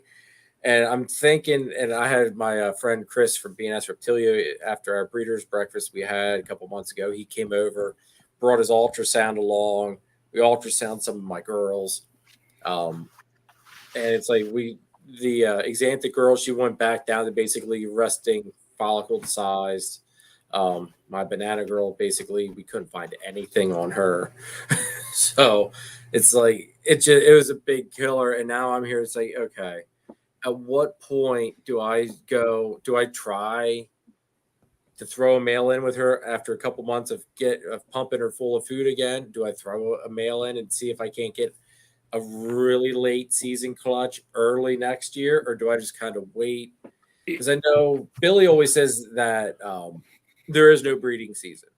Yeah, and I would agree with him. It's up to you more than anything. Like, okay, do you want her to lay a late season clutch, or do you want to start up again next year? That doesn't mean that, again, her timing might not shift all that much. It's just a question of, are you committed to that pairing? And if you're going to do the exact same pairing next year in your mind already, then I would just do the pairing. Like we're 12. It doesn't show it yet because we're wanting to move on to Morph Market's new offspring group beta that they're just starting to launch. But we're 12 clutches in, and 2 of those clutches already hatched. They were essentially laid in the end of the year, but hatched in 2022. Okay. So yeah, I mean, we see clutches basically year round. And I would also tell you, as dumbfounded as I am about it, it's May, and I've got 12 clutches this year so far, and that's astounding to me. Like that's we haven't seen 12 clutches in May. Now, granted, we're breeding more females this year than historically we have, but I haven't seen 12 clutches in May ever. Okay. So that's a lot. That's an early season for me. I'm again starting breeding in November, and it's May, and you've got 12 clutches. So you must have been catching them like right at that optimum time, basically. Then, yeah. Because I know like my first clutch isn't due until the 29th of this month, like the end of this month. Yeah. I'm expecting my first clutch of this season. Yeah, and basically what it is like you walk back from egg laying to ovulation to fertilization, and where they start retaining sperm, like that's only a few months. So breeding in October, I mean, are you really going to get January females that are ovulating? No. You know what I mean? Like that kind of thing, that they're actually going to lay eggs and you're going to hatch April babies. Like that happens. April, May babies definitely happen where you catch them that early in the year, but that's like breeding late season females. Like I think it's more rare. Usually you get kind of a bell curve in terms of when the bulk of your females in your environment are going to start building follicles and laying eggs. And that bell curve can shift year to year based on your environment and your males and your timing and stuff. But the bulk are going to happen over kind of one time frame for the most part. Yeah. So I know that's one thing. Like I said, with her doing that, it really threw me in a pinch. So maybe what I'll do that is just let it go like this month yet, and maybe just throw that DG male back in and see if I can't like spark her back up. I guess kind of jumpstart her a little bit. I mean, she's hammering food like crazy again. Yeah, that's a good sign. I mean, to me, that means you're on the front end of follicular development. So when she goes off feed, then I would be very adamant about, okay, if I'm going to breed her, now's the time. Gotcha. And again, it depends on where her weight is and all that stuff. If you're like, well, another year on her, she'll be that much bigger. Maybe I'll get that 11 egg clutch I want, blah, blah, blah. So she gave me like her first year, she was a little over 1,500. She gave me a 7 egg clutch. That's pretty good. Yeah. So I was extremely happy with that, and everything, like no slugs, everything was 100% healthy, hatched out perfect.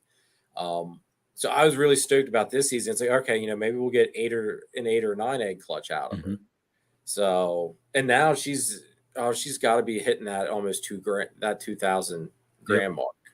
So I'll let her go this month yet, and then start throwing that male back in once and just see if we can't.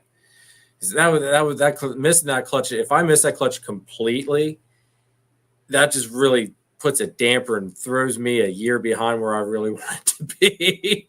Because in my head, I had it all kind of timed out, And like I know I always say, don't try to compare yourself to other people, especially when they've been in the industry for so much longer than you.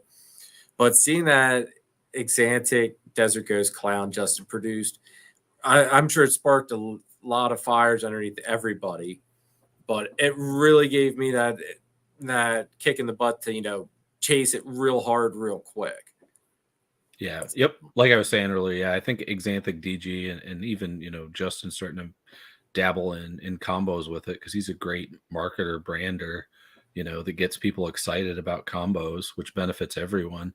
I think that Axanthic DG stuff's going to be supremely popular for a while yet. It's a new fad for sure for a lot of people, which I see as an Axanthic person. I'm excited about that too.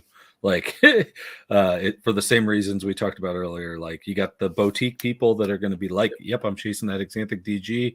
And then you got the people that are like, I got the more reasonable Miller Lite budget like myself. And that's like a fire Axanthic. That's going to be good enough for me because it's, pretty close. Well, I just had a complete brain fart. I'm sorry. No, you're okay. You're okay. Yeah, I completely lost my train of thought. Sometimes that happens when I'm excited about something.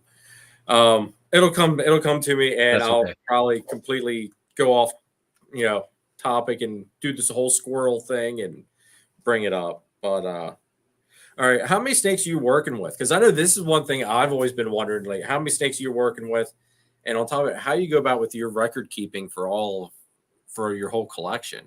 So, I mean, the total animals we have is just like one of the comedic memes that people are counting and saying how many they have, and then the last person's like, you guys know how many you have? Because that's where I'm at, where people ask me, how many snakes do you have? I go, I don't really know. They're like, how do you not know? Well, because sometimes they hatch and sometimes they sell, and it can change week to week, so I don't count each one and go, oh. Yeah. But we keep about 300 to 400 animals. Okay. And So that's about where I thought, but still hearing that number in general come out is like, wow. yeah, it's not a bajillion of them, but it's quite a few. We used to be kind of fixated on 60 breeder females. That was kind of our limit. And we recently basically expanded. We switched rack systems. We expanded into basically a second room. We doubled our square footage. Okay. And so now we're this year, and it's going to keep expanding because we've held back a bunch of stuff. But we're breeding, I think it's 85 females this year. So a decent jump. So 50% growth. And that's so we're looking to have a few more clutches this year, or just have a really good year compared to breeding 60, and then kind of go up from there. Okay. Now, how do you go about your record keeping? Yeah, sorry. No, you're yeah, good. I'm just like with all those animals, I can't like. I'm really interested in hearing how you go about record keeping. Yeah, so I wish there was a QR code scanner and digital data for everything. As much as a techie nerd, you'd think that's how I do everything, but I don't. I do a unique ID system, and I go through and I label everything with a unique ID that's unique to every single animal we hatch. And then essentially it's kind of simple. I do clutch photos and pictures, and then that has unique ID numbers as well. So from a clutch picture, I can then have the IDs generated and know any ID number is automatically associated with that clutch and a particular animal in that clutch. And so that all just gets netted out from the photos, really. So that's my digital medium, is being able to label, identify clutches and years, and then the genetics in the animal, and those unique ID numbers all get married out. From a feeding perspective, it's pretty simplistic. New hatchlings, I do a tally mark system. Once there's 5 tally marks, I quit putting tally marks. I'm done.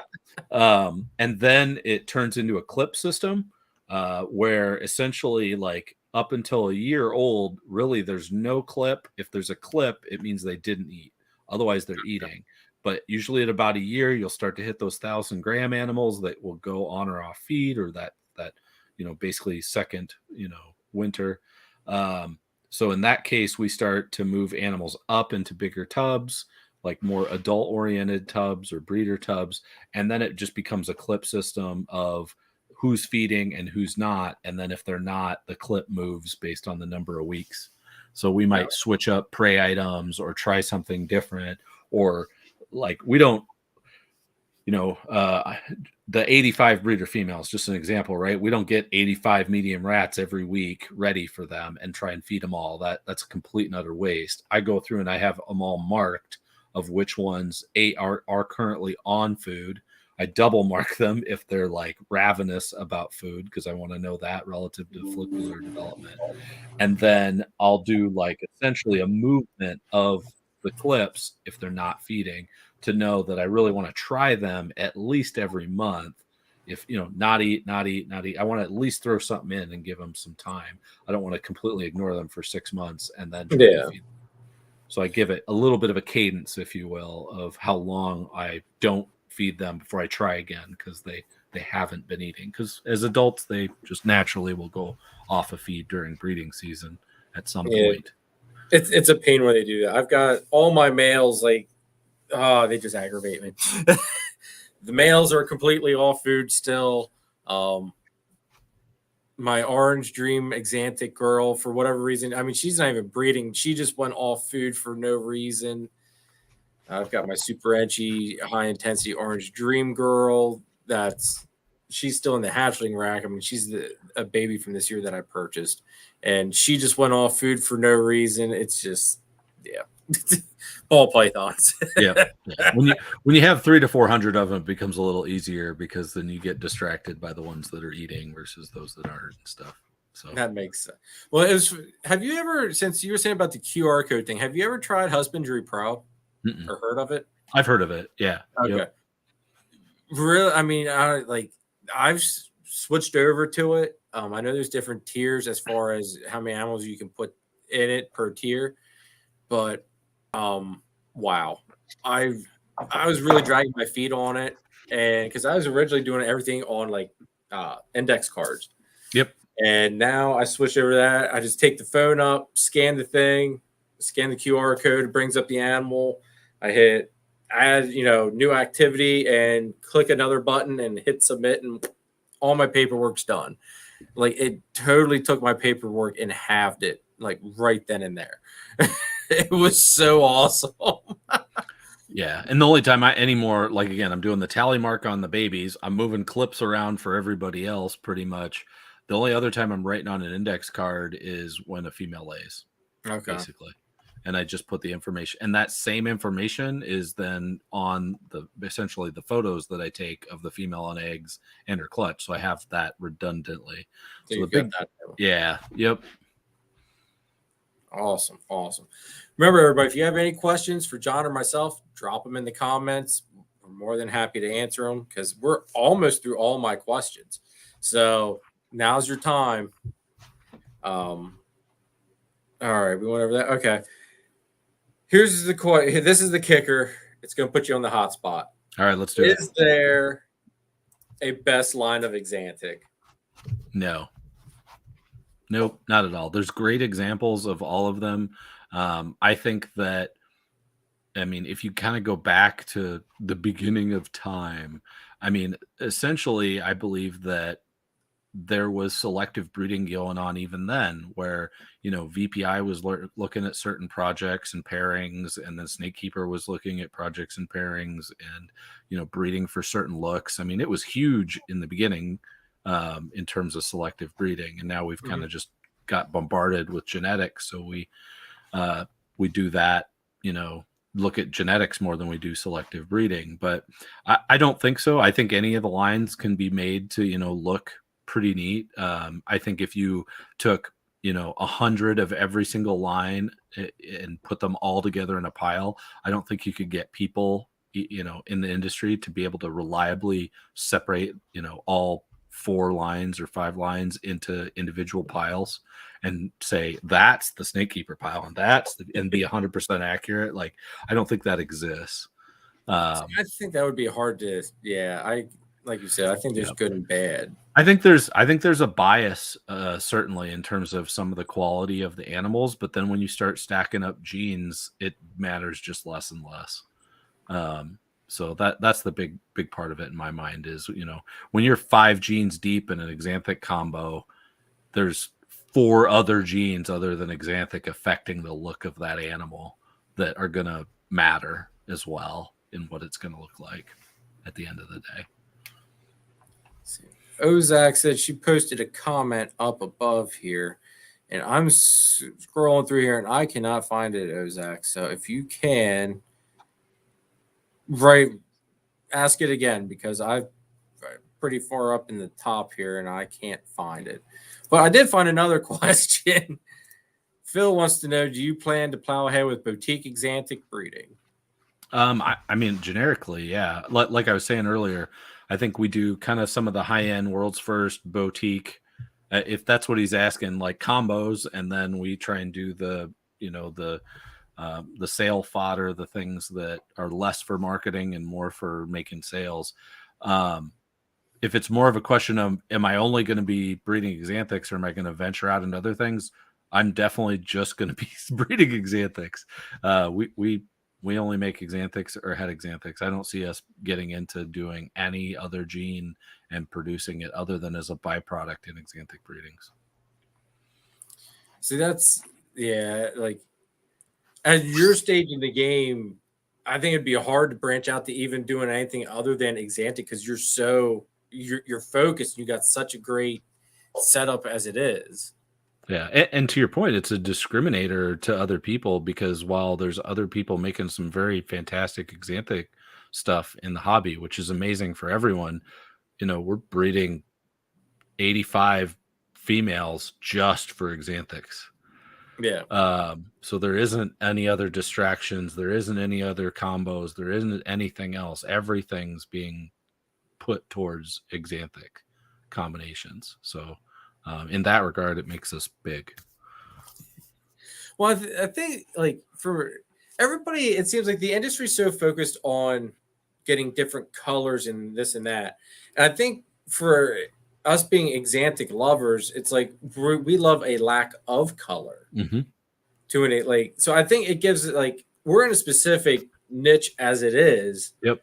So like, if you can dominate that niche, you may as well go for it and let everybody else that wants color and all that stuff. Like you said, go for stuff that's going to do pattern stuff more than color stuff. Yep, exactly.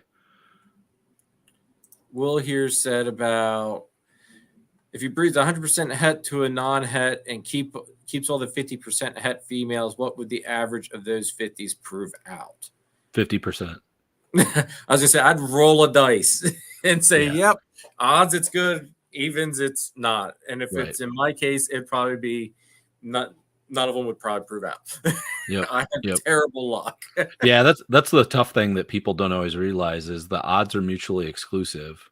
So it's it's flipping a coin, right? The fact that you got 5 heads in a row doesn't change the fact that the next coin is a 50-50. It's still a 50-50. Let's see here. Chat is going off again. Let's see here. Ozak's got a question. When she searches for morph market for axanthic, 4 lines come up. What's the difference between SK, TSK, MJ, etc.? SK and TSK are the same thing. Correct. Yep. It's Snake Keeper or the Snake Keeper. It's exactly the same thing. But the others are different, incompatible lines of axanthic. That's what makes it confusing, is whatever line you end up working with, you can't just breed an animal from another line to it and get visuals. You're effectively going to make double hets. Yeah. So it's one of the few genes that's like that, which is crazy, right? We've got all these yellow belly complex things that are all allelic, but then axanthic, we've got completely incompatible lines. We've got clown and krypton, and albino and candy, and just all these things that are compatible. And then nope, axanthic said and axanthic's like, nope, we're shutting this down. Right. Now, Jaffe, I'm pretty sure I can answer this, but Jaffe wants to know if we can see some axanthic stuff. But you're down in your man cave. right? Yeah. You don't have any of it around. No, I'd have to check out and go in the animal room and grab something and bring it back out. But if you guys send me requests on Instagram in particular or a Facebook message, I'm happy to take shots and post stuff up. I try and especially hatching season, Instagram blows up with a lot of stuff because I'm always excited to show stuff off. So I love looking at your Instagram stuff. 1 second. Oh, thank here. you. Before you go to bed. Okay. My wife sent me a text. Priority interrupt. That's okay. But yeah, no, I always enjoy seeing what you throw up there on Instagram because it's great pictures and it's always killer animals. So thank you. It's a win-win. Creating Marcus Jane has all Aussie OD and some of his is even nicer. Or Keating. Okay. Yeah, I don't know what is that what an Aussie works with MJ? I don't think Ozzy does. I think Marcus Jane has Ozzy's OD stuff, which Ozzy started the OD. That's his own gene, and so he has some axanthic OD combos himself. Oh, okay. Yeah, so with Marcus with his own line. Yep. I know Jeremy from Snakes for the Memories. They want MJ. I've tried to get him on board with TSK, and he just won't budge. He's got his head, his feet firmly planted. He's not budging on the. Yeah, nothing wrong with that. Still axanthic. He's still headed down the right path. Let's see here. Seriously thinking about buying.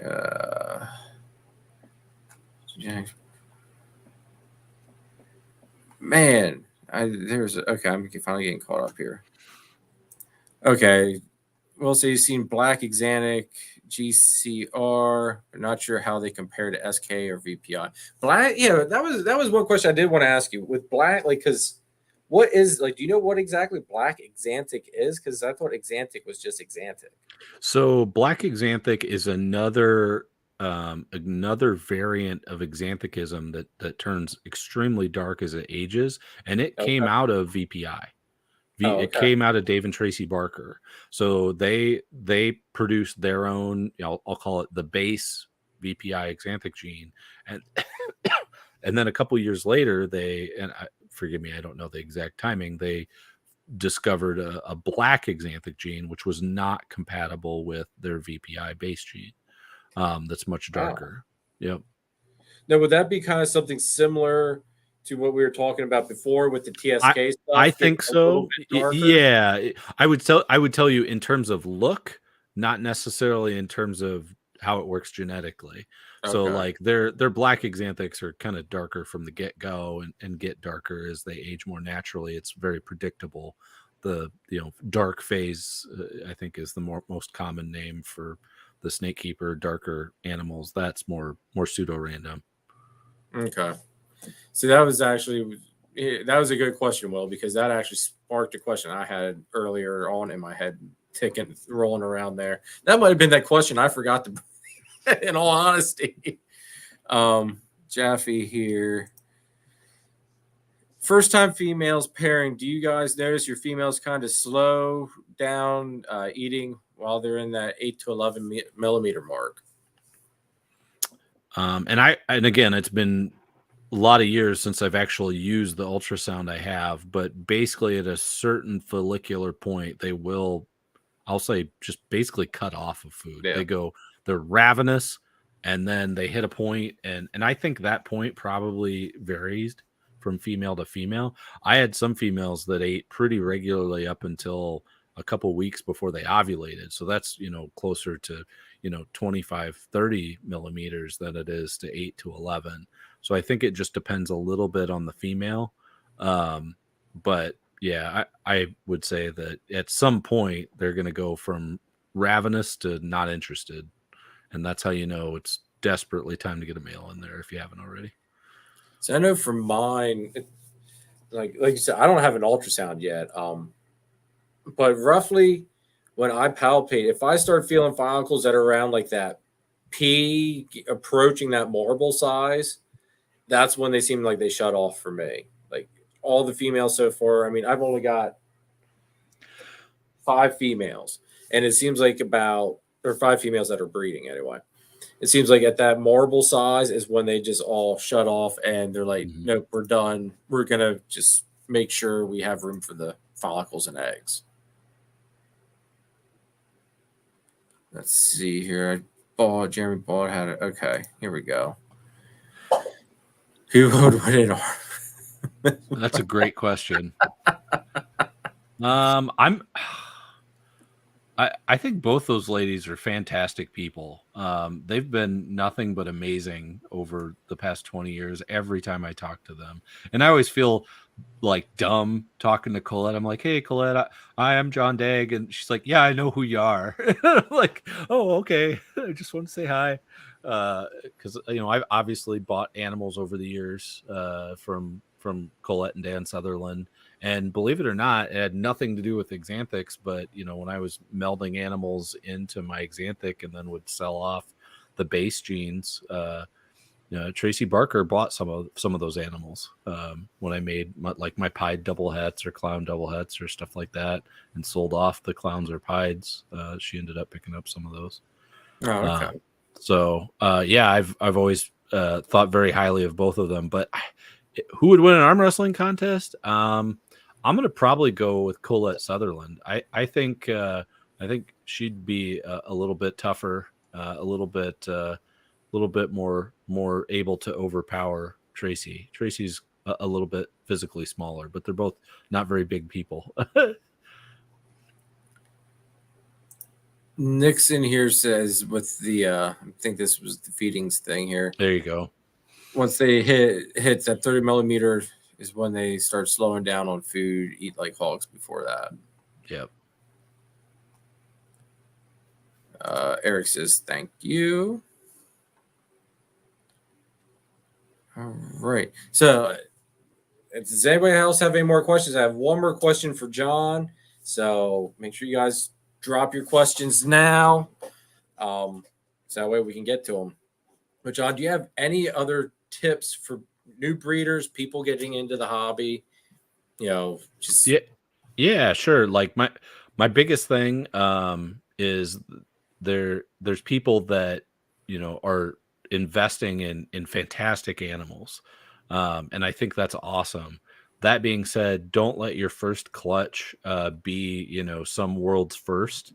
Get that practice time in. Nothing is a better teacher other than time and repetitive learning.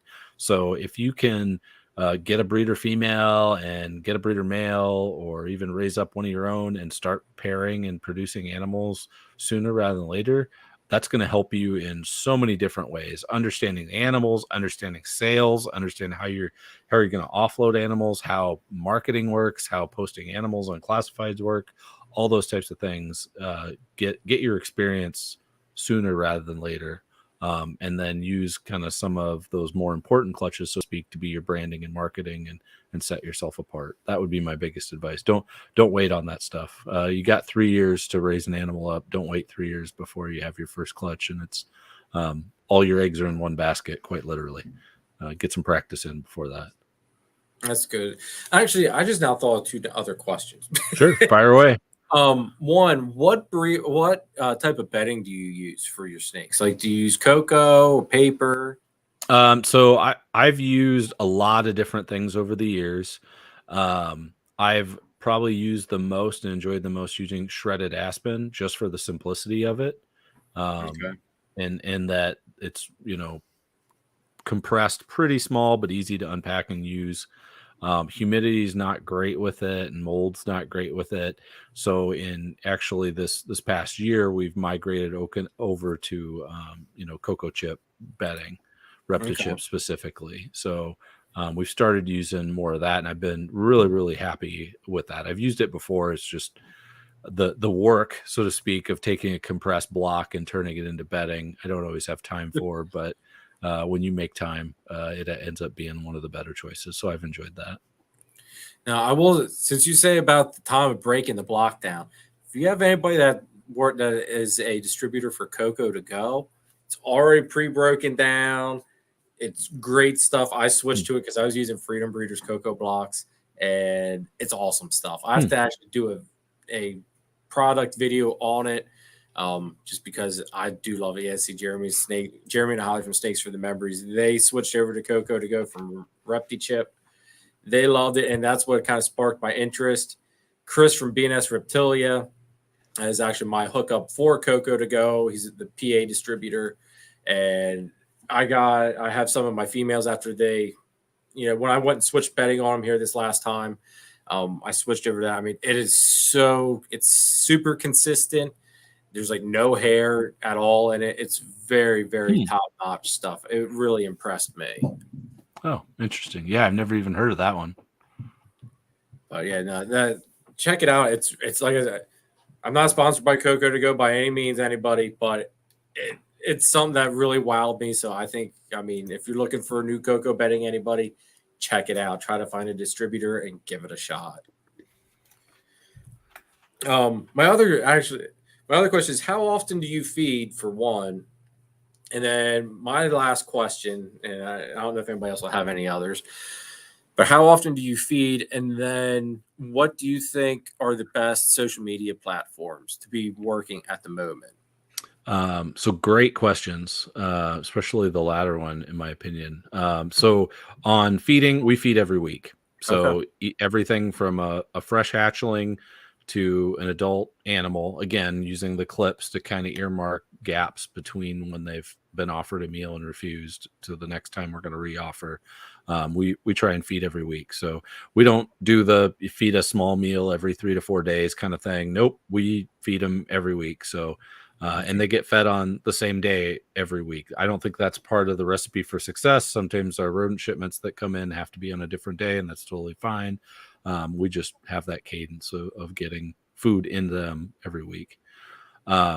Relative to social media platforms, I would tell you that, in my naive opinion, I think Instagram's one of the best mediums out there. I think its ability to host, photos and reels and everything else is fantastic. I would have said Facebook 5 years ago, but Instagram seems to be, for me at least, blowing up more and having a lot more exposure and being more of what most people are looking for, to scroll back through history and see photos of things with, a subset information, just, photo-centric things, if you will.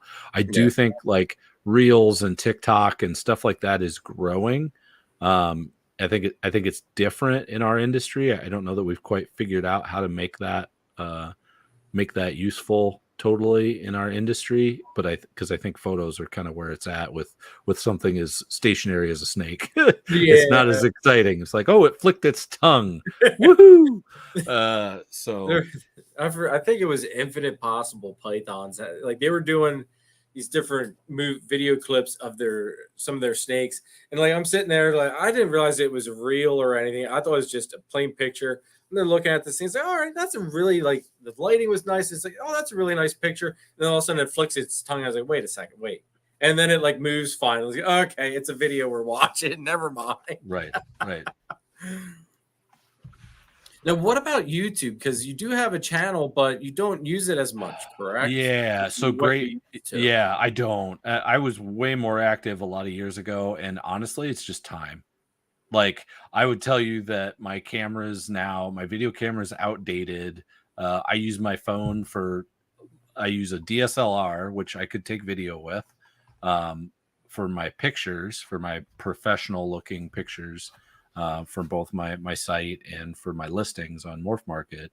But everything else, I just use my phone. I click bloop and I put it on Instagram, be it a video, a reel, or whatever, and Facebook, because it cross posts. So that's really just out of ease.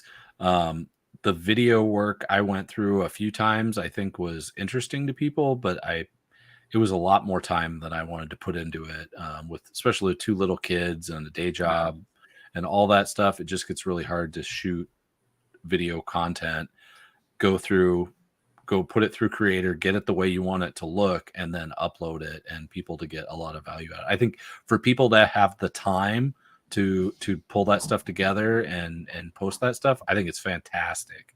I just think of what I can do with as little amount of effort as possible, bang for the buck, Instagram's really high up there. Yeah, because I can do that super quick in terms of media content, posting, collaborating, sharing, et cetera, et cetera, et cetera.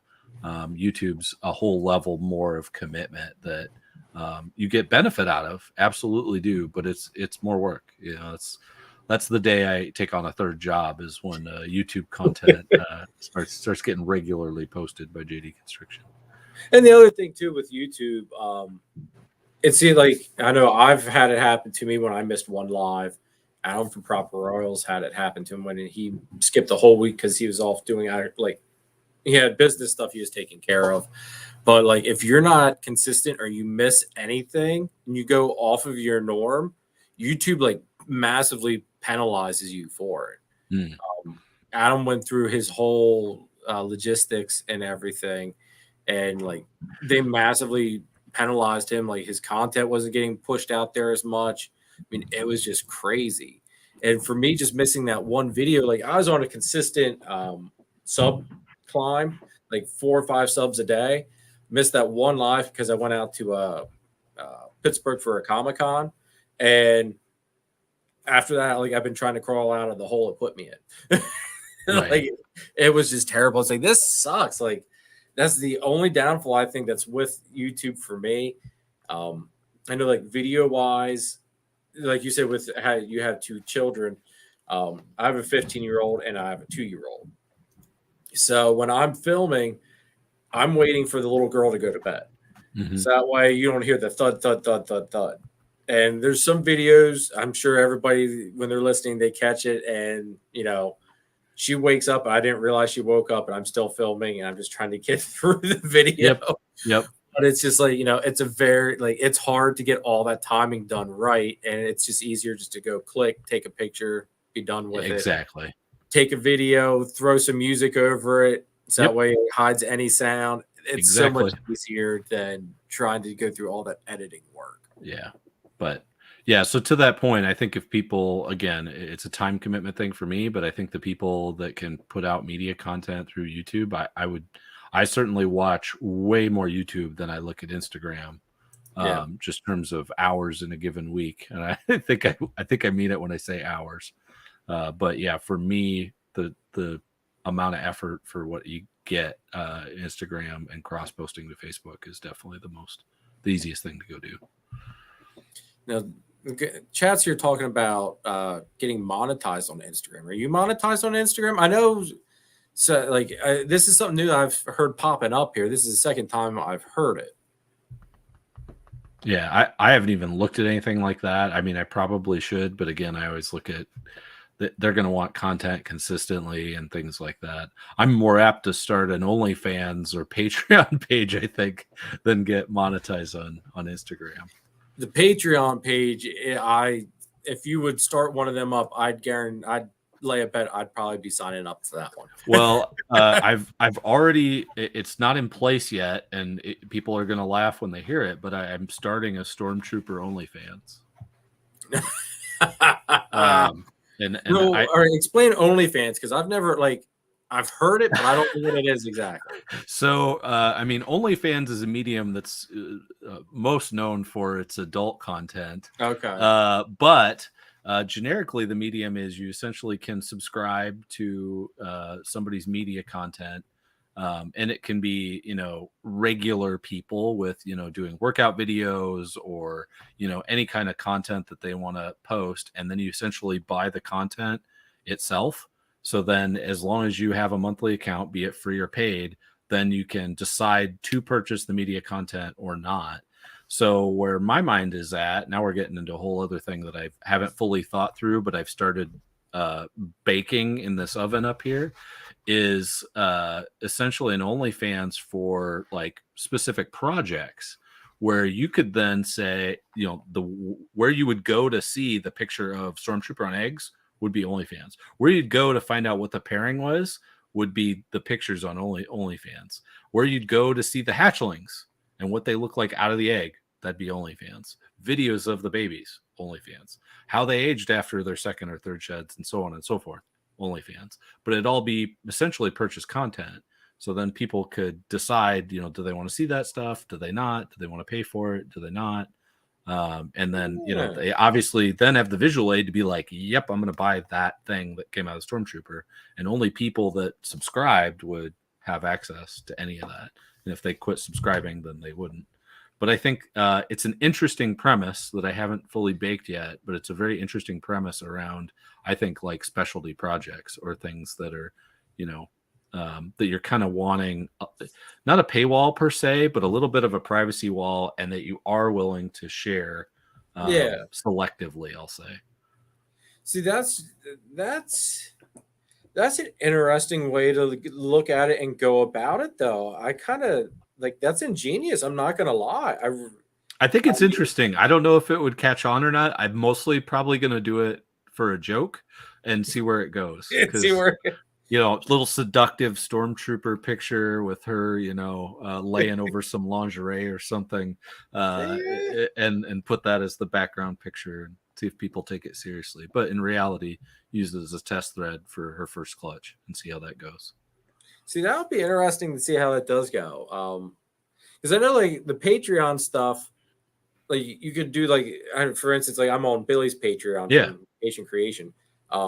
Different tiers get you different levels of whatever. Yep. So, I mean, if the OnlyFans doesn't go the way you want it to, the Patreon, I think, would definitely be the ticket for you on that one. Yeah. Well, and what I dislike for me on the Patreon is, again, I think you need to bring content to the people regularly, and I don't always have time for that. But the OnlyFans aspect of that is it's just like Instagram, taking a reel, taking a picture, but it's very specific, right? And it's stuff you only really want to follow. So I haven't figured out the pricing scheme or any of that type of stuff yet, but I like the premise in that it's going to be very efficient to use, and as long as you make that appealing, I think it could be very interesting. If anything, again, for the joke, but also for the people, they're like, hey, did the Stormtrooper lay a clutch? I'd be like, absolutely, go check out our OnlyFans. They'll be like, you're what? OnlyFans, Stormtrooper, OnlyFans. Yeah, that's all. That's where it is. Well, what was in the clutch? Go to our OnlyFans. Check it out. What was she paired with? Go to our OnlyFans. Right, it's all there. I think you are onto something. I think, like, as much of a joke technically it is, I think it would catch on, in all honesty. Because, I mean, the Stormtrooper did take the industry by storm. No pun intended. But, I mean, it really did. I mean, it's the one snake that I think everybody in the industry knows of. Now, I'm gonna ping Jonathan Stone's comment, his most recent one there. But imagine anyone explaining to their parents or significant others what that OnlyFans charges. It's a snake account, I swear. So there is that aspect. But I look at it the other way, too.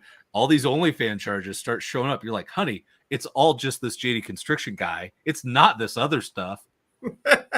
Thanks. You'll be able to hide those other charges, Jonathan. Rob here says, not sure where I am typing snakes into OnlyFans. God knows what will pop up. And typing in Stormtrooper into it, you might be surprised. Who knows what'll pop up too. Yeah. Yep. I haven't done any of that looking. Like I said, I've started setting up the page. I haven't monetized it or anything yet. I'm kind of waiting to see what she does. But I think when she launches, when she officially is going to lay a clutch, I would expect that you should expect that we're going to see something where I'm going to make a call out to that. Again, mostly for comedic value, but we'll see where it goes. It could start a weird trend. I'll say an interesting trend. I shouldn't say weird. Yeah, it's interesting. Yeah, I think that's like some of the, like, who would have thought Patreon would have taken off like it did for different people? I mean, yeah. Yep. You don't know until you try it, and it's an interesting way to go about it as well. Yep. It's really, really cool though. So if nobody else has any more questions for you, John, I'm going to go through. I'll give everybody here a minute here to think up of anything. I got a couple things to go over here quick. Just so everybody knows, if we hit once we hit 700 subs, someone will be getting this Warfels Morphs front license plate cover, ship free with some stickers. But we got to hit that 700 sub mark, everybody. So once we hit that, we'll be doing one of those random generated wheel things, and someone's going to get something for free. And for our guests coming up, once I find the right page here, next week is Tish from Python Spawn. For May 29th, we got a slight schedule switch. We've got Nathan from Infinite Possible Pythons coming on. And for June 5th, we have Chris from BNS Reptilia coming on. Originally, it was Flip Flop, but Chris's wife got him a surprise thing to go see somebody live, so we had to Flip Flop. Good thing those guys are friends, so somebody owes something. For June 12th, we have Eric from Drop Time Reptiles. June 19th, we have Stephen and Courtney from Leviathan Snakes. June 26th, we have Baker from Blue Line Morphs. July 3rd, we have Ryan from Smitty Serpents. July 10th, we have Austin from Royal Highness Pythons. King Austin, everybody. July 17th, we have Danny from DTMG Pythons tuning in with us. July 24th, we have Brian Cusco from Triple B. He's going to be on here with us.